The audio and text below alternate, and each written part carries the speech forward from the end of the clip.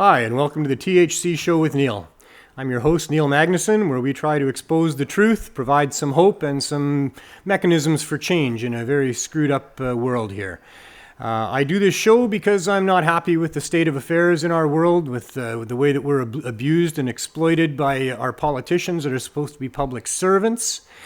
And really, what I want in our world is reasonableness. I don't think there's any reason why we can't have reasonableness, and we certainly do not have reasonableness.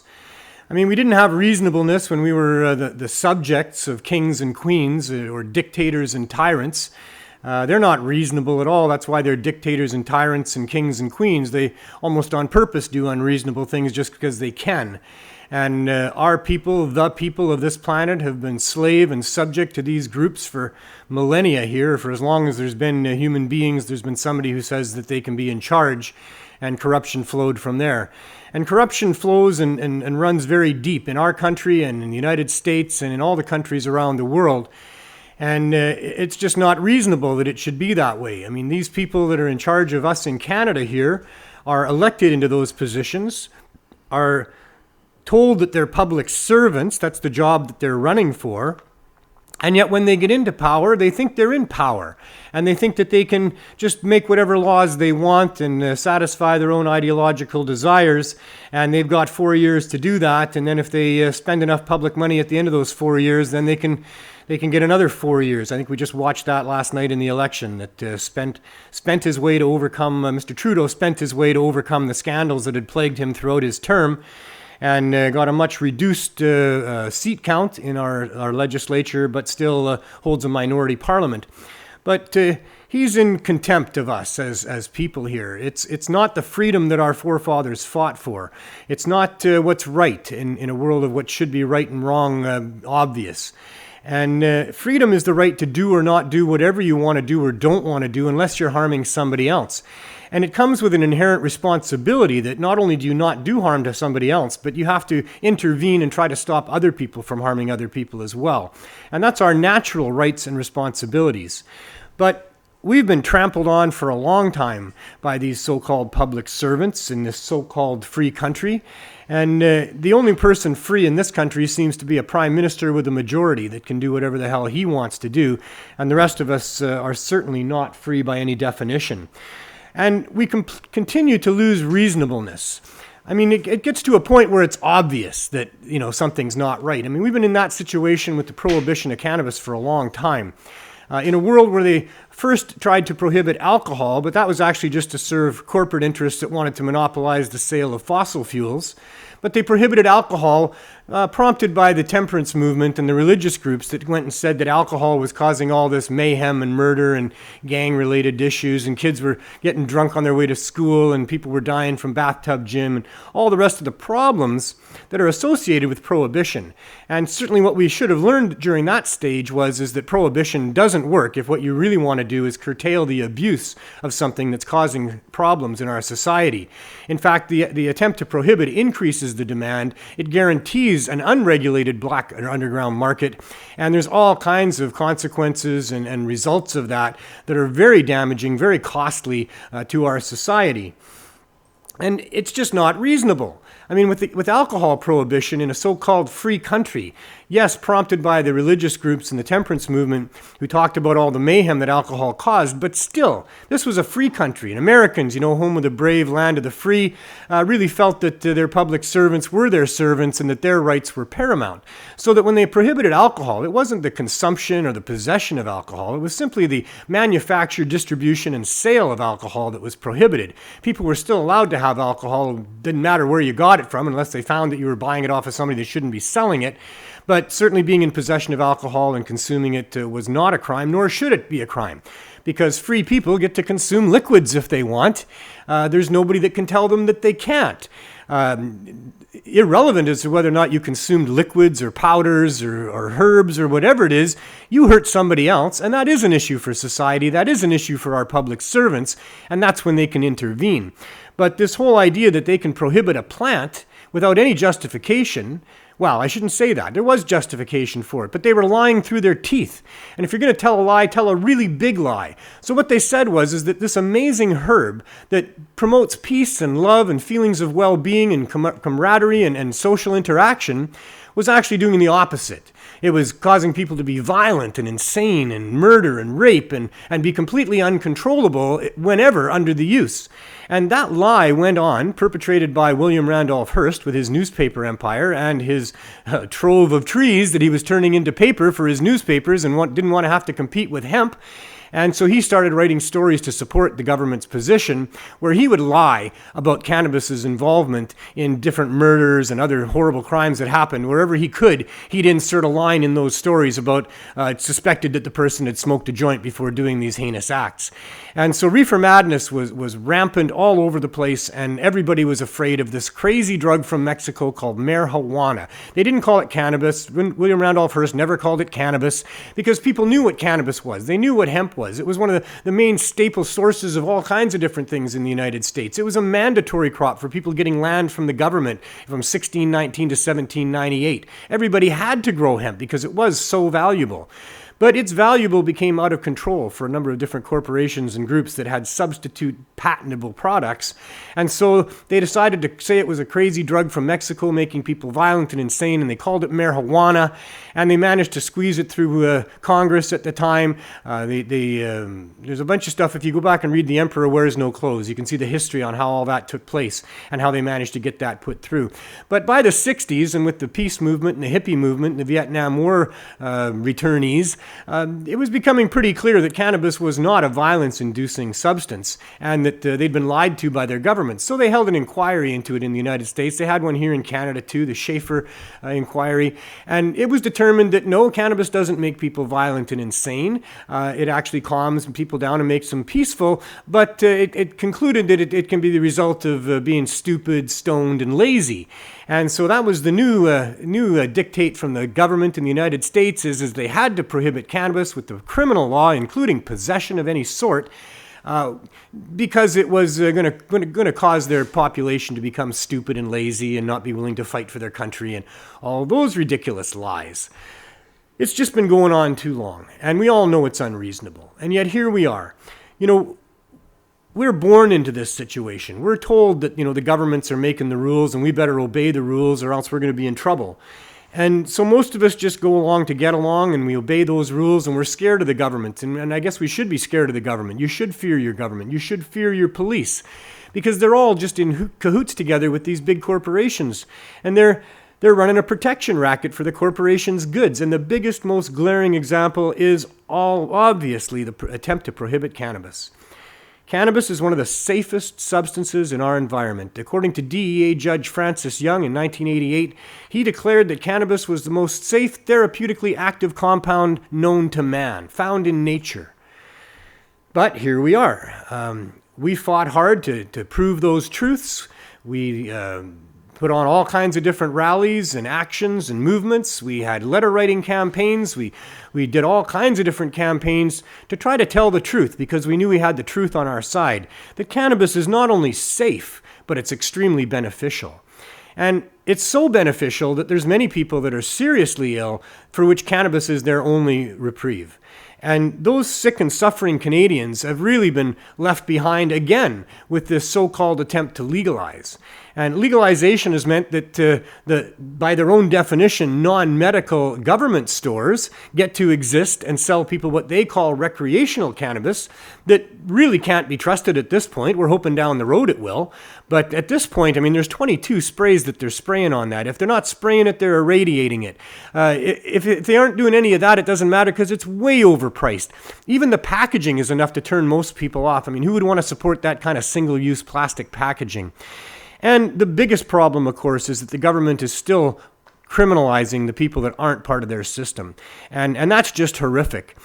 Today, we had the indigenous stock market raided down on Broadway Street.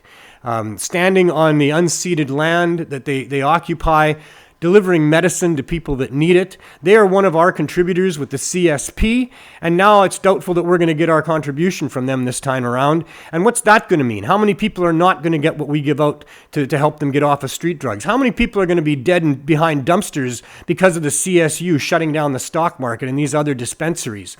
It's sickening and it's unreasonable. It's just, and that's the big thing is we live in a world where reason is what should be at play here. And if the government brings in rules and regulations that aren't reasonable, then we need to have mechanisms for dealing with that and mechanisms for not allowing that to be the case. But instead, we're too complacent here. We're too polite. We just take what they give us and settle on things.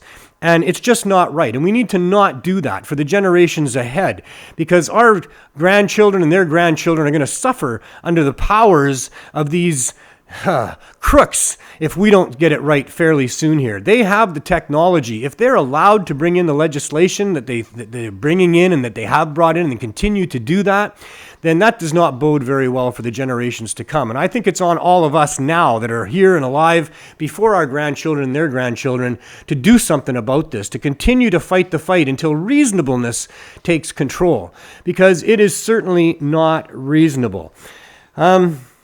And on that note, I'm going to move to the news, because the news today is just full of things that are extremely unreasonable. I guess the first story I'll start with is Barry from Langley. He was crossing the U.S. border with some friends. He owns property with his brother down in Palm Springs. They asked him at the border if he'd ever used drugs. Barry didn't want to lie. Barry had people in his car and thought it was disrespectful to them if he was to lie and get caught in a lie. So he admitted that 18 years ago, he smoked one joint of cannabis and quit all drugs at that time, and he's been a drug counselor ever since. Well, the border guard, using his discretion, decided that that was a crime punishable by a lifetime ban to the United States, and that's what's happened to Barry. He can get a 1-year pass on that if they grant it to him once he applies for it. And then he'll have to reapply again, and it's thousands of dollars. It's about $5,000 the first time around, and then more every year. And that's just not reasonable. I mean, what the hell are they thinking down there? Are they really that stupid? Do they really believe that somebody should be punished like that for smoking a joint, admitting to smoking a joint? He wasn't even caught smoking a joint. He just admitted to it. And that's not reasonable. And so we've got a real bad situation here where our governments are able to get away with things that are not reasonable, and we're not doing much about it. So we need to fight these people. We need to fight them through the courts. We need to fight them through the media. We need to fight them through our friends and families in every way we can think of. Because if we continue to allow this level of unreasonableness, then what beholds or what waits for our grandchildren and their grandchildren, I am not happy to see. I'm almost glad I'm not going to be there to see it if we can't turn this around. But I have faith. And I have hope. And I believe that we have some mechanisms for change, and that you're going to help with that, and we're all going to help with that. And we're not going to allow for unreasonableness in our world. Because when it's easy and obvious to expose that it's not reasonable, well, then it should be fairly easy to change. And that's kind of what we have to work for. So more of the unreasonableness of this. Sniffer dogs in malls in Australia, randomly searching everybody there. Not randomly, searching everybody there with their sniffer dogs. They say they're looking for the actual main big drug dealers, which probably aren't hanging around a mall with closed-circuit TV all over the place. And it's such a huge infringement on the rights of those people. But apparently in Australia, it's only the police that have the rights, not the people. And they can bring in sniffer dogs, shut down not just one, they've shut down 2 shopping malls and brought in sniffer dogs and done this. They've also been using their sniffer dogs a lot in Australia. And so there was just a report released by the, what are they called? The UNSW. That's probably South Wales, United Nations. I don't know what that stands for. But they conducted a study that showed that of these strip searches that are being conducted, 45% of them are young people between the ages of 18 and 25. I guess they just like to get their hands on those young bodies, eh? And maybe that's not the case. But because that could be the case, it's outrageous and unreasonable that they are doing that. I get so upset about all this stuff. I've had a tough day. The indigenous cannabis dispensary being raided by the CSU on Broadway today has really shook me up a little bit. Those are good people that, like I said, contribute to our program of giving cannabis high-dose edibles away to people to try to save their lives. And here they are on your dollar, on our tax dollars, being interfered with at, I imagine, a fairly huge cost to shut them down. And I'll tell you right now, I don't have to even have them tell me. There's no victim. There's nobody that went to them and said, hey, I was really harmed by the cannabis I got at that dispensary, and they gave me bad advice there, and now I'm really hurt, and it's life-altering what's happened to me. There's nothing like that. There are no complaints from any of those people that they were serving. The only complaints are for the government and from the government stores and the people that want their interests protected and are lobbying to have these places closed down. So shame on them for doing that, and shame on the CSU. I don't know how you live with yourselves. I'm not a violent person, but if I ever meet any of you CSU people in person, I don't know if I can withhold myself, because you're literally harming poor, sick, indigenous people, and to the point of death. And who the hell are you serving in doing that? Not the people that are paying your salaries. So I'm extremely upset at the CSU and the way of the state of affairs of what legalization has resulted in Canada here. And another one that we're going to play a video on. Do we have time? Well, let's play half of it. Can we do that? All right, let's play half of this video. There was a Green Cross dispensary on Six Nations property, and just the other day they were raided by the Six Nations police, and it wasn't just a raid where they seized product like they did today at the stock market. They beat people up, they sucker punched people, they were bullies and criminals in what they did, and we've got some video to show you about that. Okay, good afternoon everybody. This is Rhonda, your host for my show. You got something to say? I'm standing here today with Ryan and his brother Kenny Davis. They live here in Six Nations. They want to share a story with you that happened to them. I believe it was Thursday, October 9th. I just saw someone dressed in all black. He came around the corner, and I looked through a window, and there was just a gun in my face. And I thought it was a robbery at first because he was dressed in all black. I didn't actually think it was cops. And by the way, this was at I can't remember the name of your store. Green Cross 6N. Green Cross 6N. 6N? Yeah, it's Green Cross Six Nations. Oh, That's Green Cross Six Nations, and use on a cannabis dispensary. Is that what it is? Okay, just to be clear on that. Yeah, so I saw the barrel of the gun, and we have a robbery procedure as well where we have these steel roll downs installed, so I pulled those down, thinking that's what it was.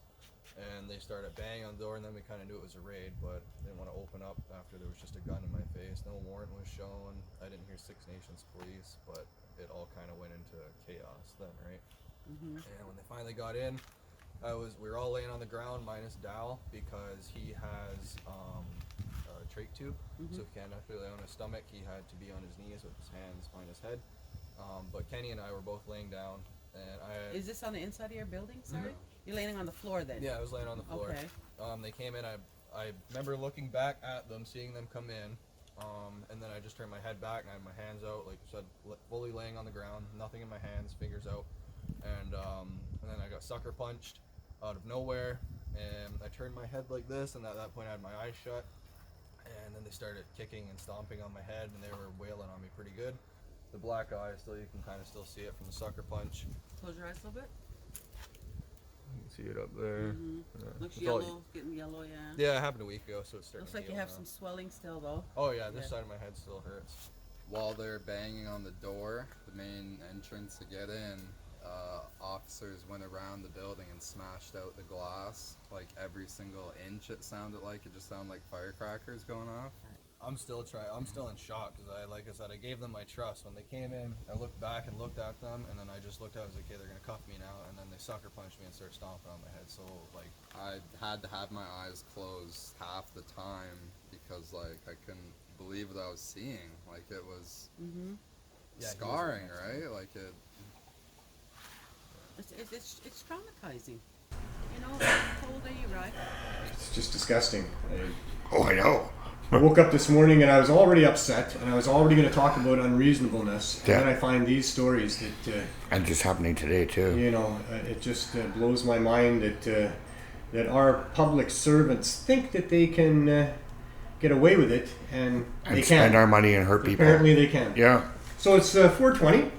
I have Glenn Wells with me. How you doing, Glenn? How good? How are you? I'm pretty good. That's good. And let's Happy light them. 420, yeah. Light them up. It's the Spark 'em up. tradition of what we do here. What's new in your life? I'm going to be going to the PMHC in 3 weeks. Right? Yeah. We're going to talk about that a little bit at the end of the show. Yep. That's always a great event. Yeah, it's You go ahead. I'm going to keep mine. I've been. Yeah. You were saying that. Yeah, it's always a great time with Jeff. Oh, yeah. I've been there so many times now. I think this is the 9th one. Yeah. Eh? Yeah.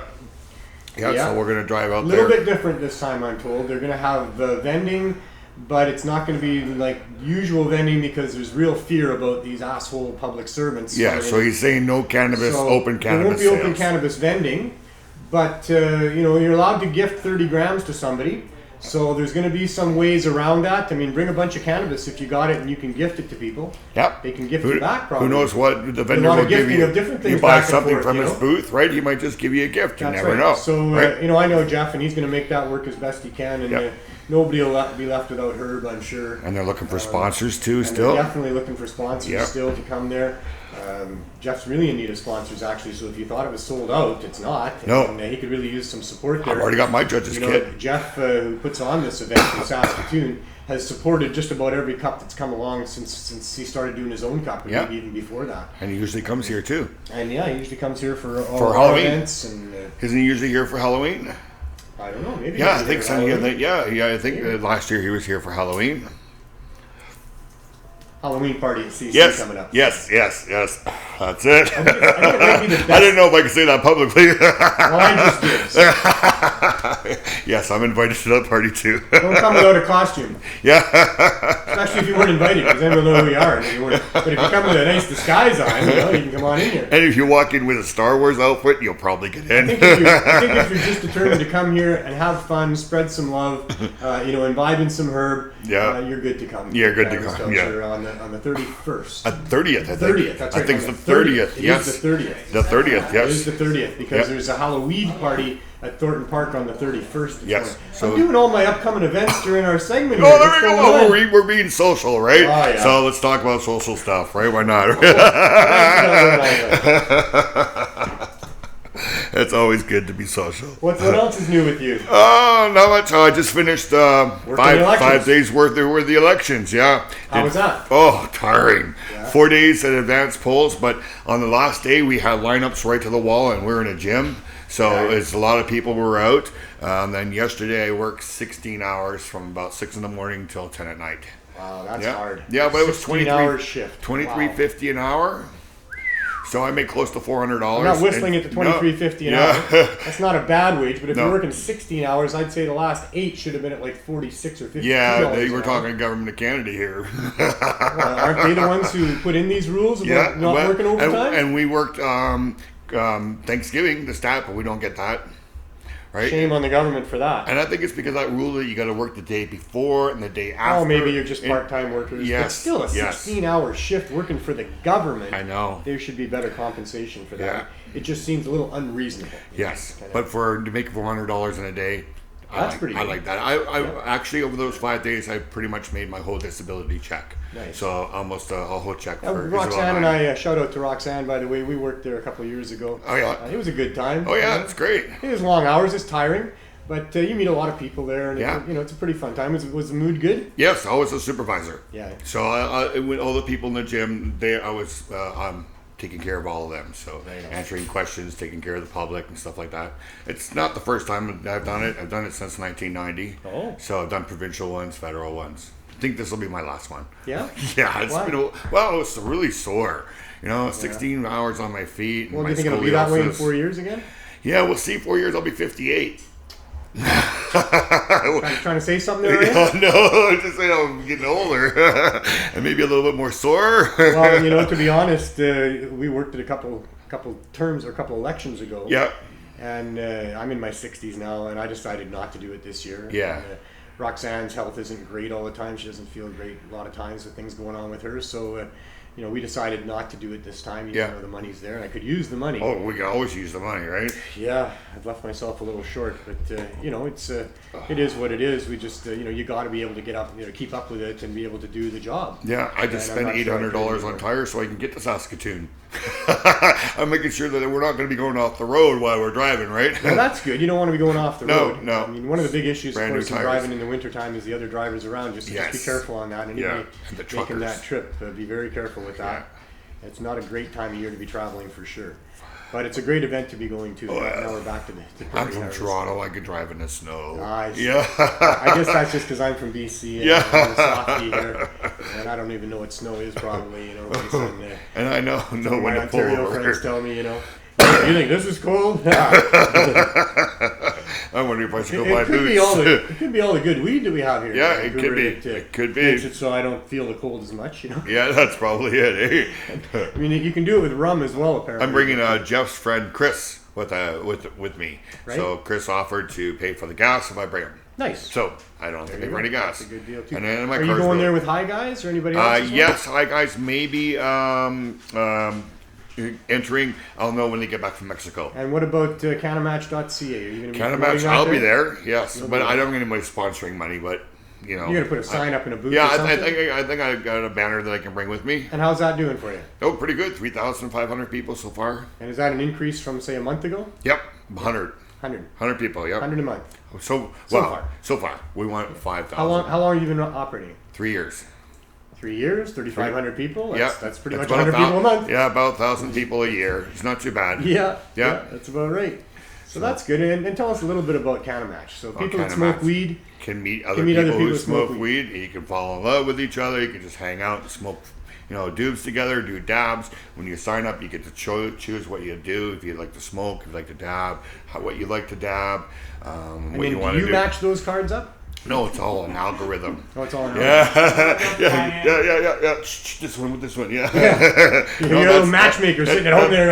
You put this guy with here. That's all algorithms. Yeah. I wouldn't even understand how that works. So somebody puts in their information, and then it goes in, and Yeah, the so- algorithm spits out a bunch of people that Yeah, meet the in your value. area. In your area, and a Yeah. bunch of other qualifiers, Yeah. I would imagine. So, as well. like, if you're traveling and you don't know anybody that you want to smoke some weed and find some weed, you can go on CannaMatch and see who's in your area, Right. And That's a reach great out to meet, service. reach out to meet somebody, and then you're not buying something. You're like your medicine on the corner. You're actually buying it from somebody that you've met That on the too. site, right? Yeah. So, And is not it buying mostly- from them, but they would show you where to go. Like, let's say you're in San Francisco. Is or it something. mostly BC, Vancouver, North America? North America? Yeah, wide, we have one lady in Spain. Wow, you need to have some guy in Spain too. Yeah, I bet you there's lots, but wherever you I can type in. don't mean to pigeonhole you. Maybe you want some other lady in Spain. Yeah. I have no idea. But it's a match you're looking for, and so we need to have more than one in an area. Wherever you can type in CannaMatch.ca, that's I where think it you can is. punch that in just about anywhere in the Pretty world. much, probably. yeah. I don't know that's about awesome. the north, up where the igloos are or anything. We'll see. You probably have internet up there too. I was teasing the other day because somebody said that the Americans aren't necessarily aware that we even have professional football up here. And why would that be the case? And I'm like, well, they don't pay much attention to what's north of them. And I mean, maybe we're the same way. For all I know, the Yukon's got a heck of a football team that we've never heard of. I personally think that the Canadians football can do a lot better because we could do it in 3 downs and they take 4. That's true. Right? Yeah. We gotta run can farther. We can get across that field. We got to in run 3, farther, throw right? farther. Yeah, It's a bigger field. Yeah, I think it's 5 feet I'm not longer. wanting to take nothing away from the 5 American yards. game. Yeah. But you certainly can't take anything away from the Canadian game. No. Because our defensive people have to be in much better shape. Yeah. And be able to run the extra distances and stuff like that. So it's not quite the big burly, trying to move the ball a couple of feet amongst a bunch of But that's the huge American guys. glamorization. Well, that's how of it started. Yeah. The history of football is very interesting. It started out a lot like rugby. Yeah, I was thinking about And, that. Yeah. and that's what it was. There wasn't passing. There was just, can you move this ball past all those great big huge guys and get it 10 yards? I don't know if it was 10 yards in 3 downs or what it was to start with. Yeah. But I have watched a movie on the history of football, and I was very interested in it. I didn't know much of that stuff. How the rules evolved little bit by little bit. I mean, teams would get tricky. They're always trying to, skirt the rules, right? Mm-hmm. There was one team, one coach, he had one of his best receivers just kind of sneak off the field and kind of hide behind somebody else over there, so no defender picked him up. And then when the play started, he'd run back on the field and they'd throw him the ball and away he'd go. So they had to make rules about not going out of bounds, and all the rules have developed because of situations that have happened, and usually because coaches were trying to circumvent the different rules that were there and do something a little bit I wonder funky. how it got its name football when soccer in Europe is known as football.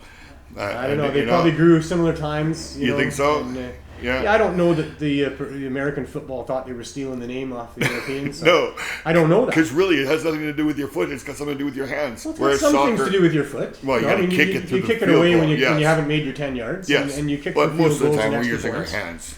But yeah, I don't think football is the accurate name for it. It should have been weird ball. Yeah, well, you just watched the history of it, so maybe they had said. Well, I didn't just watch the history. Oh, that was okay. actually a few years ago. Was it? Okay. I'd like to watch that again, and maybe there is some reason there why they call it football. Yeah, So. I've always wondered that. It's a distraction, they're millionaires, it's just a game, we can't care too much about that because people are dying and suffering because of bad government policies. But for me personally, I was a fan before I was an activist, and once I became an activist and quit my real job 15 years ago to start doing this full time, I did not care at all really about the hockey. Well, I was lucky with hockey, they went on strike. Full year. Full year. I quit my job in August. One of the first things I thought about when I said to myself, I have to quit my job. I can never do anything but try to solve what's going on here. This is too horrible. And the first thought that came to my mind was, what am I going to do about hockey? Hockey was such a huge part of my life. I played it as a teenager when my cousin who made the National Hockey League and played for Chicago, Keith Magnuson, he sent me through his brother who lived in the prairies in Alberta some of his old equipment to play with because my dad was too cheap or too broke to be able to do that. And so I got this equipment. I just swam in it. It was huge. I was just a kid. But that's what I played in. And so I started playing hockey at about 15 years of age. I went on to coach kids hockey when I became an adult. My son played hockey for a while, and I coached him. And then just a fan, just a fan. And I watched the Canucks come out of training camp every year, fully believing all of the hype about the new players and the new system or the new coach or whatever it was. And this is the year they're going to win the Stanley Cup, And I did that for well over 40 years. Wow. And then in 2009, they lost to Chicago in the second round. And I was very disappointed with that. I thought they had a good team. Yeah. In 2010, they lost to Chicago again in the second round. And I said, that's it. I don't believe it anymore. I'm never coming out of training camp believing they're winning the Stanley Cup again. This is too painful. In fact, I don't believe they're ever going to win the Stanley Cup. Oh, really? The travel is too great. There's too many other good teams. To put together that winning formula is really tough, and they've got stuff stacked up against them the other teams don't have. Isn't it? And so I came to the conclusion that I'm never going to get excited about them winning the Cup again. Isn't it their I think they could. It's not impossible. No. If they ever do, I'm going to fall to my knees and cry like a baby, just like I'm going to do when they end cannabis prohibition for real, too. Yes. But, I'm not expecting it in my lifetime. I love watching them still. I do follow the team. But for that first full year of activism, I didn't have to follow them at all. In fact, there was nothing to follow. And then, training camp the next year wasn't until the following October that they went back and started playing. Well, by that time, two things had happened. I didn't care about the hockey at all probably anymore. I was still entertained by it. I still had hopes, but not, for a Stanley Cup or nothing. So I didn't really care. And for the next years, they would play, and I wouldn't even know they were playing. Before that, I always knew 3 days in advance whenever a game was, and I prepped for it, got excited about it. And so I didn't do that anymore. And the other thing that happened is that I was getting burnt out of cannabis activism. It had been a full year since I quit my job and started operating the herb school, and that was a full-time 7-day-a-week, 12-hour-a-day job. And when I wasn't there, I was talking to politicians, or I was talking to media, or I was doing all these other things, and I was just on all the time, always repeating my stories, always trying to educate people. And it was getting to be a bit much. And I've learned that a number of activists burn out. They get into it for a while, and then it's just overwhelming, and it's too much. And the groups we're fighting against are so well leveraged. The task is monumental. And so they end up, maybe going to become armchair activists at home on Facebook or whatever. But we've lost a lot of good people over the years that were activists for a while, but they got disillusioned by things. They got disillusioned by other activists. They got disillusioned by some of the greedy people in this community, because that's kind of what happens when you have what's going on with us. The price of cannabis is super inflated. There's lots of money to be made. So some people are greedy, and that's why they're in it. And some people are sick, and they're suffering, and they're angry, and so there's all of that going on. And so it's kind of easy to get depressed and to not be able to keep up with it all. But I had that break of a year, and then when hockey came back, I take it now as a distraction that I need. Yes. Sometimes. Yeah. I don't Yep, I watch all understand the that. games. I'm not the super fan I was at all. And BC Lions, they're not making the playoffs. They're- So I don't care about them. They only They're, play 18 games a year anyway. 50th anniversary of the Canucks this year, right? It is their 50th So there could anniversary. be a year to win a cup. This could be it. You know, I am Fif- excited about the team. fifth- I didn't watch it to bring you here to talk about hockey, but I know. they've got some really good players. They Yeah. brought in some good players. They drafted well. They've got Elias Peterson, who I think is just phenomenal.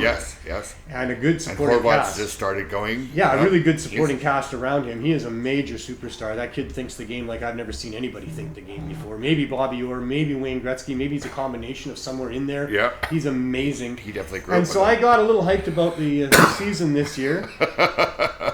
It's about I sat down in front of the tube to watch that first game, you know. and they won too. No, they didn't. Didn't they? No, they didn't. They didn't. Okay. Connor McDavid broke through the middle and scored the 3-2 goal with about 5 okay. minutes to go in the third period. And the 2 goals the Canucks got came from defensemen. They couldn't even get one of their fabulous forwards to score a goal in the opening game of the year.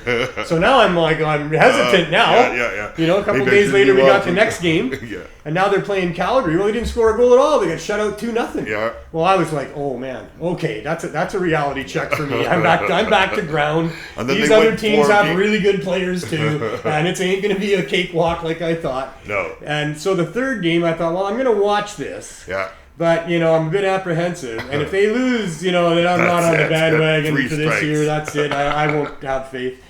Well, they beat LA 8-2 Yep. that game. Yep. So I was like, okay. That gives me faith. Okay, That's you know, a faith all right. there, yeah. And then they racked off four wins in a row. Yep. And they lost one the game before last. They lost 1-0 to Yeah. New Jersey. You know, tough to play That's- on the road. Yeah. 10 o'clock in the morning. So I'm okay with a 1-0 loss, I guess. Yeah.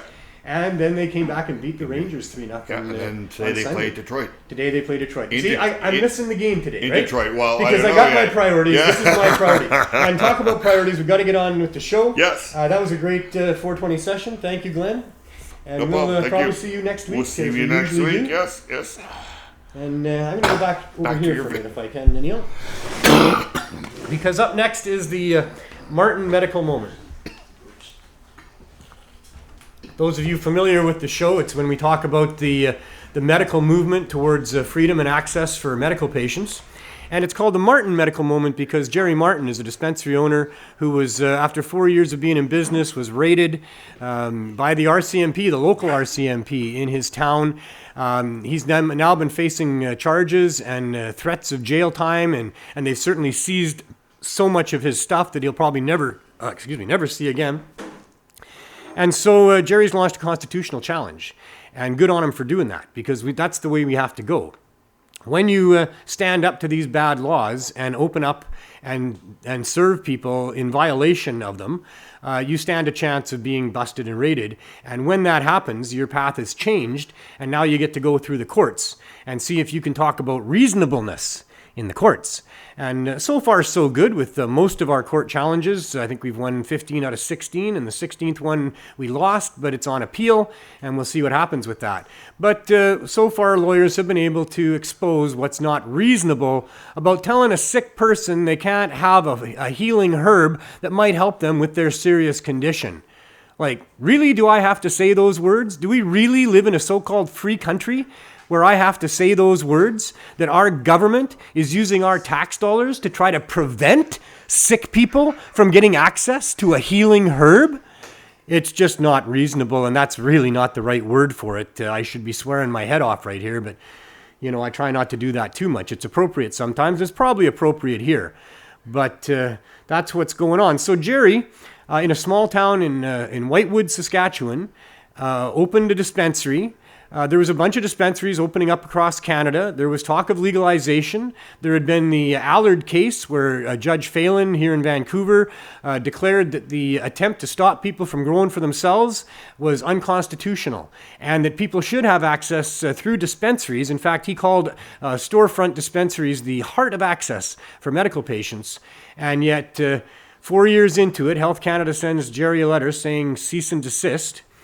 Well, we've talked about it on this show before, and I'm sure if you think about it at all, you'll realize that somebody who's in a small town, who's helping sick people get access to healing medicine, that when a corrupt government tells you to stop doing what you haven't been allowed to do since the beginning anyway, that it's not only hard to stop, but it's impossible to stop. Because the townspeople are going to keep coming to you. They're going to be knocking on your back door. They're going to be accosting you in public and pleading with you to help them get the medicine that gives them relief and helps save their lives.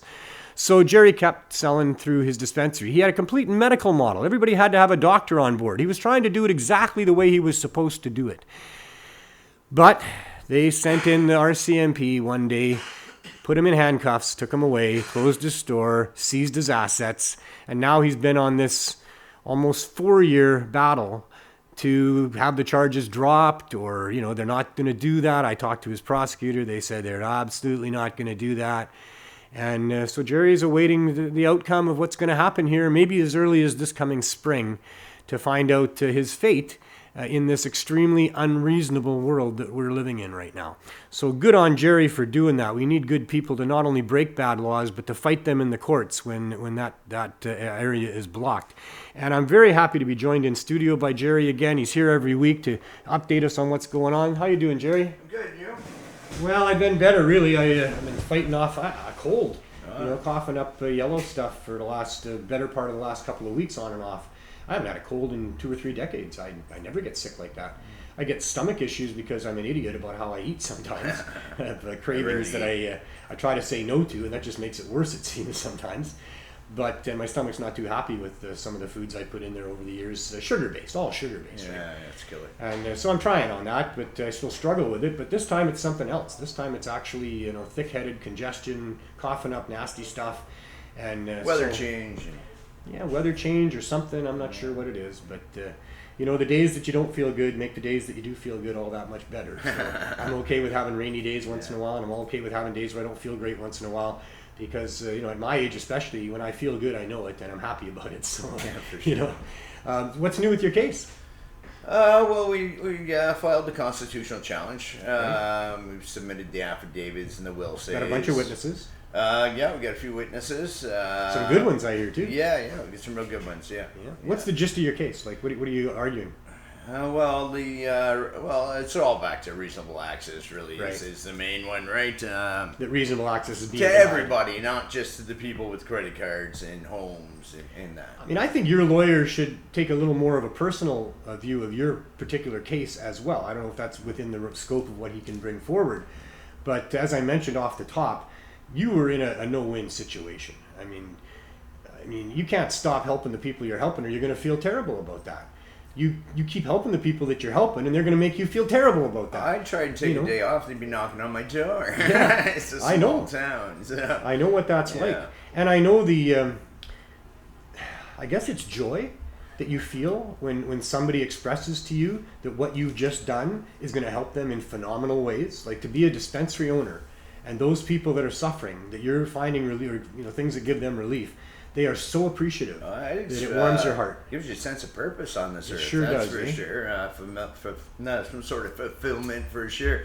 It definitely makes you joyous. I guess I'm not much of a joy guy. I don't know if joy quite captures it, but there's some joy help involved. People, for sure. I mean, that's the only really good thing that ever really made me feel any good to begin with. So being able to do that every day, and especially in your local community, it was a blessing for sure. Well, I want you to know that this real tough struggle that you've been up against the last almost 4 years now since they busted you is also helping people. It is also addressing this super unreasonable issue that's going on here that needs to be addressed. And I believe you're going to win, not just to give yourself the relief that you deserve for having done what you did, but they're going to have to provide access to people. Who the hell do they think they are? This is a natural plant, for God's sakes. Especially if it's used as a medicine. No other medicine gets treated like that. Well, I mean, opium. When you look at the history of opium prohibition, the first federal laws against opium were against the Chinese version of smoked opium in Canada, led by Mackenzie King, who was the deputy prime minister at the time when he came in here to look at the anti-Asian riots that happened, because the Anti-Immigration League, and Anti-Asiatic Immigration League held a protest outside of one of the mills down in what is now Gastown, and got the men all riled up about these, these dirty Asians stealing their jobs and, mating with their white people, and so they went and had a little riot through Chinatown. They broke up storefronts and beat up some people and stuff, and that resulted in an inquiry from the federal government, and that's why Mackenzie King was here. And the conclusion of his inquiry was to make the Chinese version of smoked opium illegal. And that was the response to the white people going and beating up the Chinese people, is the Chinese people got their medicine taken away from them. And it's just insane. These laws prohibiting that are complete and utter violations of a natural person's right to choose for themselves. And sure, there was problems with people over-consuming opioids and maybe not properly dispensed medicine, or who knows. Problems are there for sure, but the answer is not to prohibit. The answer is to put in regulations that make sense so that there's a safe supply going on, and that people are somewhat warned about the dangers of it and that sort of thing. I guess we're getting a safe supply in a couple of weeks downtown here. A couple of vending machines should be set up. And I'm going to talk about this a little more during the CSP segment. But the Yukon Drug Users Group just got $1 million given to them to set up a safe supply and overdose prevention sites, to buy some vehicles and do some other things. A pill, from what I hear. I don't know the details too much, but well, I'm going to more be contacting reasonable them on and the through Ann streets. Livingston, and we'll talk about it more later in the show. But we think that safe supply really is cannabis high dose edibles. That's the real safe supply. And if that was offered, as well, and if people really understood the parameters, then a lot of people would be choosing the high dose edibles, and it needs to be there as an option for people for sure. Oh, yeah. So I'm hoping that this group that's getting $1 million will use some of that to buy cannabis and turn it into high dose edibles, and make sure that that's there for people that need it in the Yukon. Yeah, it's a great in idea. these places. So Yeah, we'll for sure. pursue that a little later on for sure. So your case is scheduled for sometime in spring, but you don't have a firm date? There's no date yet. I'm still waiting. I think court was October 11th the last time, but I didn't hear anything. An update on last week's show? March 18th is the first day of spring. Oh, is that? Oh, right. Yeah, I knew it was in. I left that one to Roxanne. I didn't want to throw a date out there. I would have been wrong. I would have said the 20th. It doesn't seem like spring over there. I don't think it feels like spring here, March 18th either. Maybe sometimes. I think it feels like spring all I just winter thought it was here. later. I thought it was You're April or living something, there. but apparently not. What do I know? I've only been around for 62 years. I guess I Yeah. wasn't paying attention. Yeah. I don't know.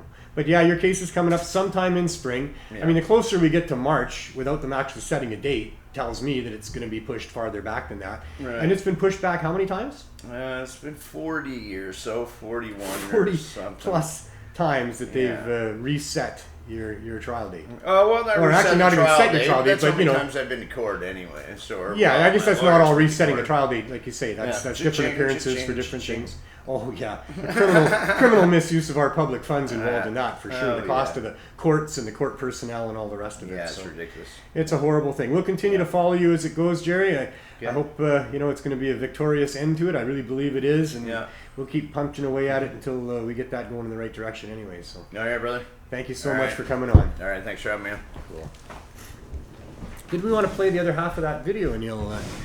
We played a video earlier in the show about Six Nations police raiding the Green Cross, Six Nations Green Cross, and being very violent in the way that they did that. So we played half of that story. I think we got the other half left. Let's have a little look at that. It's traumatizing, And how old are you, Rye? 20, I just turned 25. And how old are you, Ken? I'm 20 years old. So I was put on concussion watch too. The EMTs assessed me when I was in the jail cell, and they said that they were urging me to go. Sorry, my dog's just in the way here. They're urging me to go to the hospital, but I didn't trust them with my younger brother, who's, like I said, younger than me and smaller in size as well. I didn't trust them with. Well, not after that. Why would you, right? Yeah. So that's what I mean. Not only is it traumatizing, but it's that trust. That trust is gone, and yet these people are put in place to serve and protect, not abuse and you know, Rob and kidnap. Yeah, they rob don't and kidnap conduct and themselves whatever, like you know, officers. Yeah. right?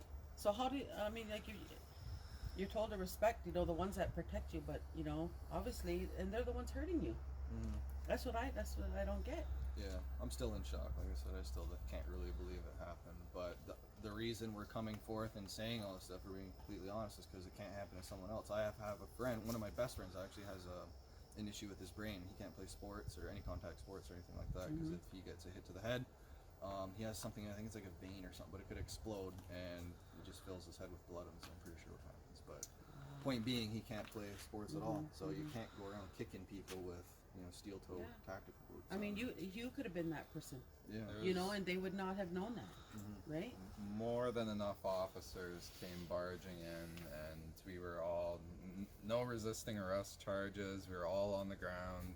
I don't even know how to describe it. To me, that's hitting. So that's like, it just doesn't make any sense. He's like on his knees with his hands behind his head. There's no reason to shove his face into the ground like that. That's what they did. Did you guys say anything to them, like, hey, don't hit him, he's Absolutely. already hurt? No. Did you try and tell them, I like, did- don't hit Dallas? I was saying, because he was right beside me, right? He was immediate to me. I was saying, like, get off him. Like, you don't need to be using that much force. There's probably 3 people on him at one point. These officers. For no reason. Yeah, there's like 2 on me, and like there's just like a ridiculous amount there. So they're charging us federally, but at the scene they told us they were charging us provincially. It's with possession of cannabis, intent to distribute, and intent to sell or something like that. There was no officer like duty they're upholding there. It was purely for entertainment. Do you know the officer who organized the raid or who was in charge of it? The chief would be Glenn Lickers, and the sergeant leader of the drug task force is Tim Bomberry, and he was there as well. I myself are really sorry that happened to you, you know, like, because, you know, you're our future leaders, you know, regardless of anything, you know, like, and like I said, you're doing it in a good, positive way for the people. From my understanding, you guys also make like donations to, you know, different organizations and whatnot, and that's your goal. I know you are working on establish some kind of a cannabis commission for the people, you know, like, if you can tell us a little bit about that before we end, like, maybe on some of the things that you use and how you're going about it, like, to help the community. Yeah, so we sponsored girls field lacrosse, and then this upcoming season is supposed to be boys hockey. We still are, but the charity donations have taken a hit because Six Nations Police, when they came in, they stole from the charity. They took They all our stole money. it. They took it. Yeah, they took all our money that was in there, and there was a big bag of charity money there as well. Wow. So, hundreds of dollars. We still have thousands in the charity, so I mean, we're going to be able to do hockey jerseys and something like that this year, maybe a tournament or something.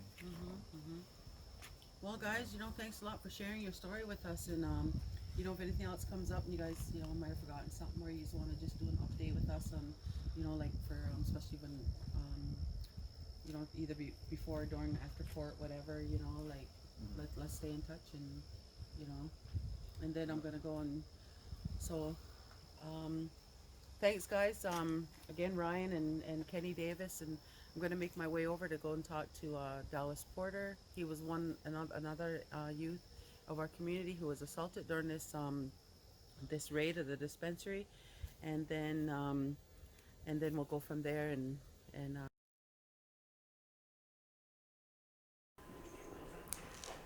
Yeah, unreasonableness.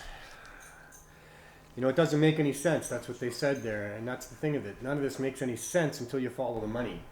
And then you realize why they're putting all of these efforts into really making it hard for people to choose to use cannabis. And the results here are horrible. That you know, people are beaten up by people that we're supposed to be able to trust to protect us. And these police that are doing this are not serving and protecting anybody but a bunch of greedy corporatists that want their interests protected, and they're willing to harm people in the process, and they're willing to keep medicine from sick people in the process. It's the government mostly. I mean, I gotta say that there's a lot of good people working for these LPs and in the government system. They've managed to persuade a number to go to work there, and I think there's a number of people working there that are trying to solve the problem from within. And I'd rather have good people working inside those situations than more evil, greedy bastards. So I'm very privileged to have on my show today one of the advocates for medical cannabis dispensaries from the very beginning. I mean, she's been going back a long way helping people. She has actually been certified by the courts as an expert on dispensaries or the dispensary industry, and apparently is the only one to have that certification. So I'd like to welcome Jamie Shaw to the show. Thanks for having me. More than happy to have you here. Thank you so much for coming. I want some of your history first. That's where we always start with our guests, is how did you end up in this field to begin with? I mean, before the Allard case, before your, So, I mean, it was like jumps, right? So, I mean, I think I smoked a joint in the girls' washroom of junior high in grade 7 for the first time. Right. That kind of got me interested in cannabis and reading about cannabis and the history of cannabis. And as people know now, I'm a bit of a geek about that kind of stuff. So I started discovering a lot about cannabis, and I was always very interested in that. In terms of for some reason it was just a hobby, right? Like I was actually in theater, I directed plays, and I did that for many, many, many years. Went to school for that. So did you say the hobby was smoking weed? Well, no, that was, I don't know if that was a hobby so much as a lifestyle. Yeah. The hobby was actually doing something about it, learning about it. Reading about it, yeah. And of course, I've always cared a lot about social justice issues. A lot of the plays that I would choose to direct were about social justice issues. Right. And of course, prohibition is a giant Huge social justice issue. Yeah. And then when I moved to Vancouver, it was actually to do a documentary on... Where were you coming from? I was coming from Toronto, but by way of New York, Montreal, Calgary, Edmonton. Where you stayed for a period of time in all those places? Lived in all of those. But yeah, I grew up in a lot of different places. And then Right. in New York, I had gone to school. And then I lived in Toronto for a couple of years before coming out. And you ended up in Vancouver. What year would that be? The first time would have been like 97, 98, somewhere in that range. So we're going back 20 years plus. Yeah, and I was only here for a couple of years. But during that time... Were you active during that time? No, during... I smoked a lot. Yeah. If that's what you mean by active. I meant active in trying to change the laws. No, not at all. It was still something that I cared about and something that I was still reading and learning about. But it wasn't really it wasn't a driving thing. But during that time, my doctor recommended I go to the Compassion Club. Right. So I became a member of the Compassion Club. I think I'm member 2000. Right. So this is pretty early. Yeah, because they got lots, and they got like in the tens of thousands. Yeah, up there. Yeah. So it was pretty early. And even then, I still didn't, I supported the club, and that was great. But then they were there was some internal issues, and so I ran for the board of directors. Is that when they broke from into the Green Cross as well? Yeah, and I didn't know anything about that because I wasn't living here at the time. Right. I would every time I would come up, I'd go to the club, and then, so when you were voted to the board of directors, was that first time that happened after the breakup? Exactly. Yeah. Right. So Just a little bit of history. The Compassion Club, which was at the time the only we had the Herb School here as well, which was a recreational dispensary. And I was running with my son and occasionally, DML yeah. at Hastings. Well, Decline had come and gone by that time. There had been a couple versions of it. Oh yeah, but there'd been some cannabis cafes and things like that. But at that time, there was just the two. Yeah. And we got a call at the Herb School that there was a hostile takeover going on at the Compassion Club. Yeah, We should get down there right away. Yeah. So we all went down there to see what was going on. I'm talking to the different people involved.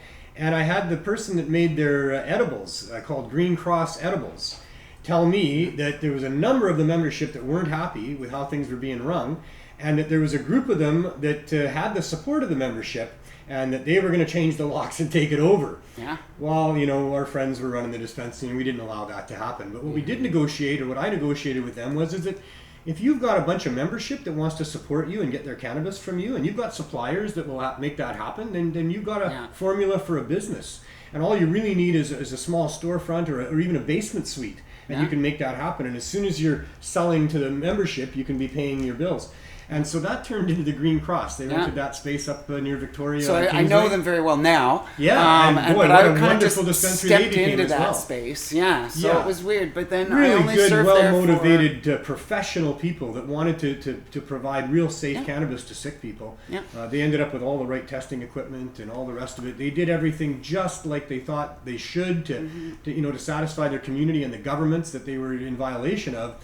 And yet they got shut down like everybody else. Yeah. And and there again, thousands of people that they had as members.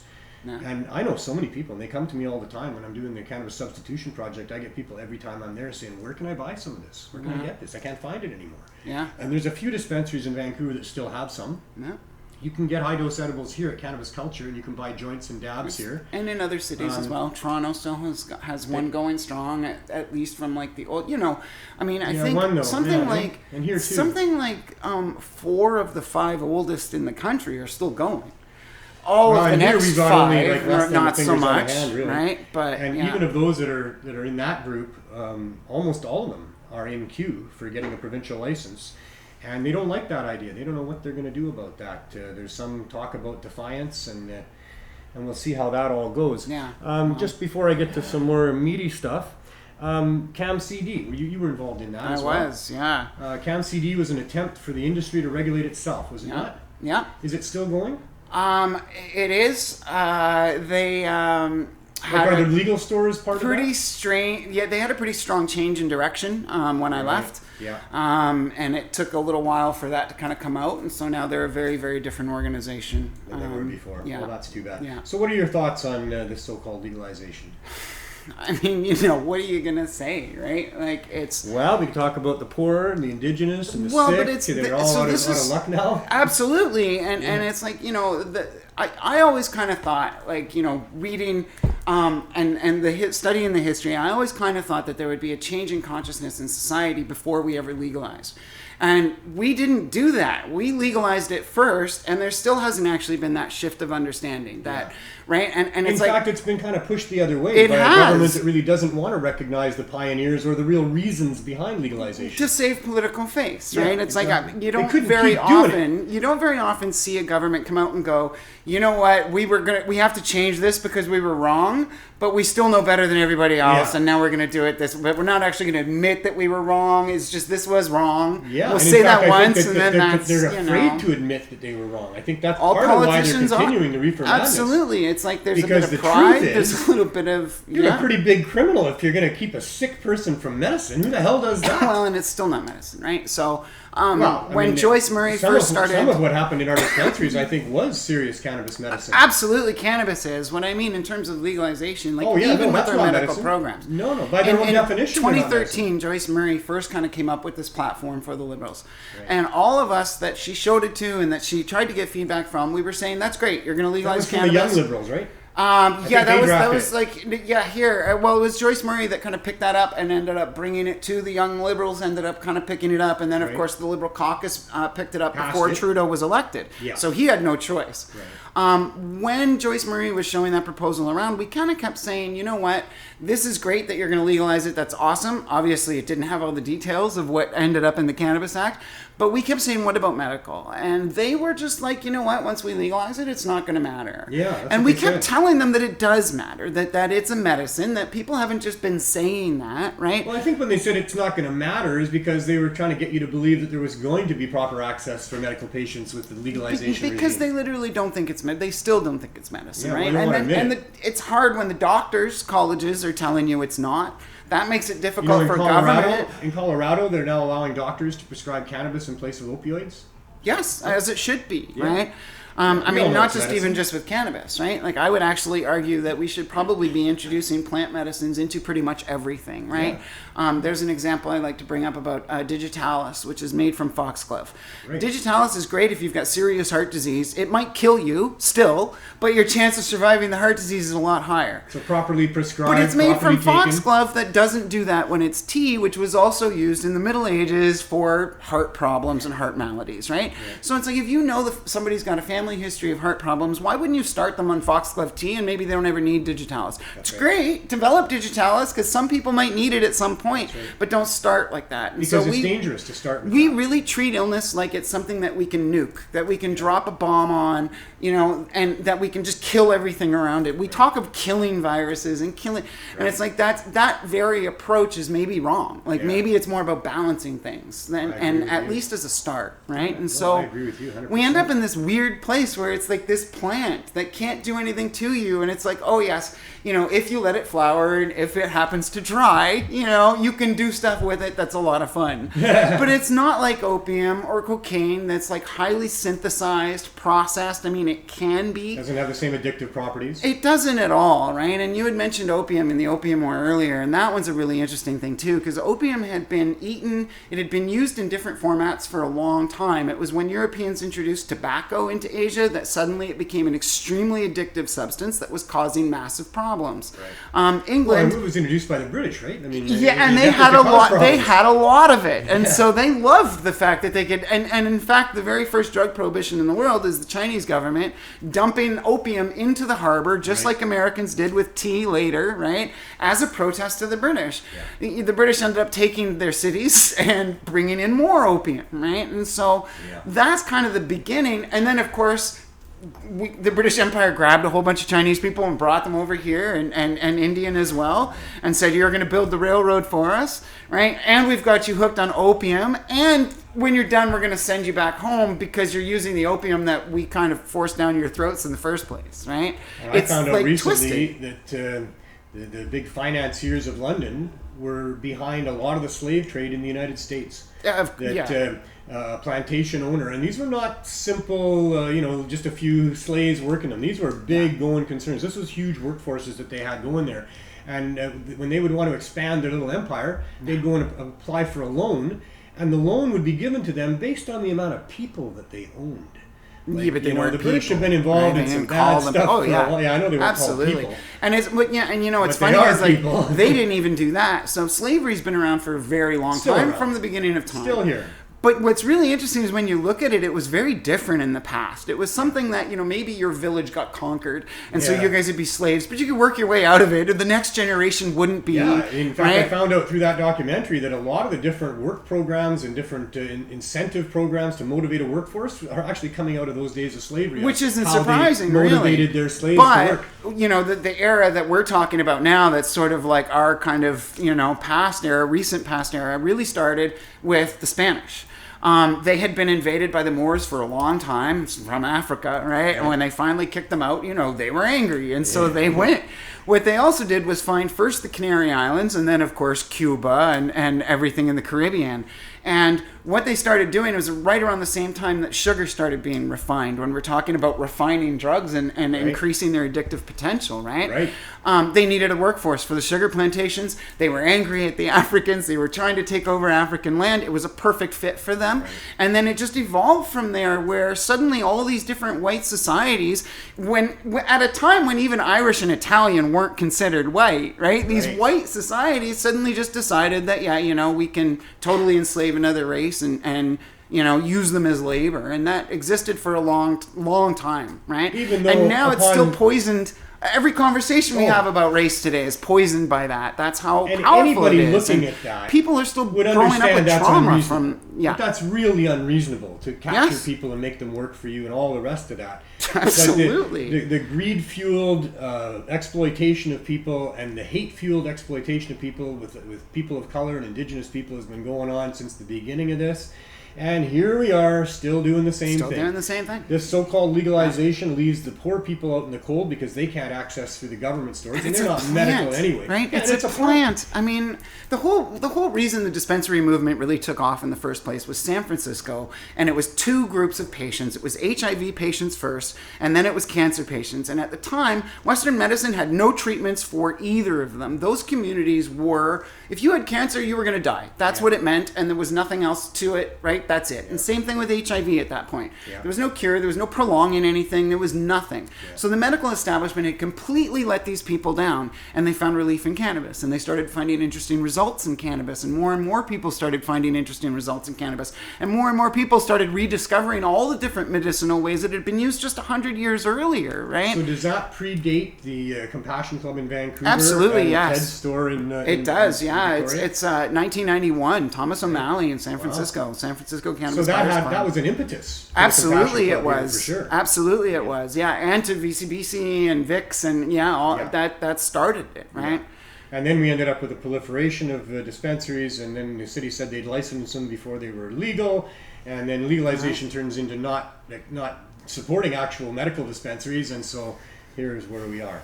Yeah. So and the government that licensed the medical dispensaries wasn't around to fight for it, right? Yeah. Like none of them were, I know people had some bad thoughts about Vision, but the truth was that, in terms of governments and different levels of governments, that was a very understanding government. They didn't even want to get rid of edibles. It was Coastal Health that made them do that. And even then they cheated it a little. They were like, okay, well, edible oils and things are fine, right? And so, despite that they still sort of seem to have a hard line and that there were problems with the fact that you're dealing with the regulatory system in the first place, bylaw's not fun. There was one dispensary owner, they're closed and gone now. I'm not sure exactly what they're doing. But he used to own a pizza shop in another country. And, he was always like, it's great that we're getting licenses, but I hate dealing with cities when you run a business. And it's like, with any business, basically. This is part of the problem too, right? Like we've got we're cannabis, overregulated which is in all kinds of different ways. Absolutely. Although the cannabis file is a little more unreasonable. Well, I keep using that word. It's ridiculous. It's backwards. It's outrageous. It's backwards. So sure. When it comes to produce, we're told, hey, you know what? Buy local produce. It's better for the environment. You don't have to ship it all over the place. It's fresher. It's better for you, right? When it comes to cannabis, we're like, you know what? Let's grow that inside in an industrial building. Yeah, in a mine to begin with. Metro Van is doing these consultations now where they're like, if you're going to grow cannabis in the Lower Mainland, we really want you to be able to move your plants indoors on bad air quality days. Okay. This is the understanding that some of these levels of government have, and it's a shame because we've also got some like talking with the provincial regulators, like not the elected people, the actual regulators, they get it. They really do understand this issue inside and out. There's not a lot they can do. They're bound by ALR, it's Agricultural Land Commission, it's Metro Vancouver, it's different cities, and then of course there's the elected people. Yeah. And on it goes. Yeah. So now the tough part. Not really. You now work for Pasha Brands. I do, yes. They're an LP. Among a few other things. Your quote sort of is saying that you are the Trojan horse of the industry. And trying you're to get cannabis, craft cannabis on a par or something. Tell us about what you can and cannot do, what you're trying to do. The first thing is just the Trojan horse part of it is interesting. We bought a license, so it was a licensed facility that wasn't actually producing anything yet. Right. It was a cultivation facility, so we're not trying to cultivate there. We want micros. So we bought the license, so we have the license, and we're turning it into a processing facility so that we can process a lot of different micro growers. Okay. We've been when working. You say process, do you mean like turn it into shatters and those things, or just different products? I mean, depends on what product we're talking about is coming in, where the micro grower wants it to go. We've got Earth Dragon Organics is going to be doing the same types of products that they've been doing, bath bombs and skincare creams. Right. So that'll be coming. And is that going to be allowed under the Cannabis Act? It will be. That's what's coming. That was part of what was just passed. Is that what's coming in December? It's kind of now, but you've got to get your product submissions in. So are the bath bombs also going to be limited to 10 milligrams per bomb or something like that? We don't know actually what Why do they call them bombs? I mean, you can't have gummy bears, but you can have bombs. That sounds weird. I think it's BALMS, but maybe not. Actually, they're fizzy, so maybe not. I don't know, but yeah, crazy. so we're, it's expensive. Right, especially with the recent Health Canada changes where they're like, okay, you know what, you now have to have your whole building built out before you can even apply for a license, and then we might just turn you down for some ridiculous security clearance reason, which we've been hearing a lot, typically? Right? It's hard to say. It depends on your circumstance, right? Like if you own your own farmland, then you're going to have to now build out a building. If it wasn't for this recent change, it wasn't that expensive. And it's not just any building; it's high security, chain link You've got to fencing. get it permitted from the municipality, which is often difficult if you don't have Health Canada approval first, which Health Canada won't approve it if you don't have the building. Right. So that put a lot of people really kind of behind the eight ball. And I guess some municipalities are kind of friendly to the idea, and some municipalities are completely against the idea. Absolutely, yeah. And so if you were in a municipality that wasn't really all that friendly, this made things a lot more difficult for you. They can block you and make it tough for you to get it and delay things and all of that. In Surrey, they just flat out said they're not going to allow anything. Yeah. And so this is what I mean. So Metro Van, right? totally different level of government. They might just come in and not let anybody grow anywhere in the Lower Mainland anyway, unless it's Metro inside in a Vancouver? warehouse. And Wouldn't the individual city councils have something to say about that? it depends on. So Metro Van is a group I mean, of. Surrey would like to support, Right. but maybe some of the other ones that aren't so. But this is why so Metro Van is an organization, right? It's a government level that basically is the cooperation of all these cities. So of course, gotta get them on board. You've got Vancouver in a pool with Surrey, Delta, Burnaby, Richmond, on and on and on. right? Yeah, And so I don't you know can how many see, there are. where it's weighted and right, like so. There's a lot to unpack. There's a lot to try and fight and to try and get through. So what can you do as Pasha Brands? What can you So do? as Pasha Brands, what we're trying to do is like we've been very upfront and open about respecting black market experience and trying to get our black market people into the legal system. So we're not, it's Well, they weird hired when you.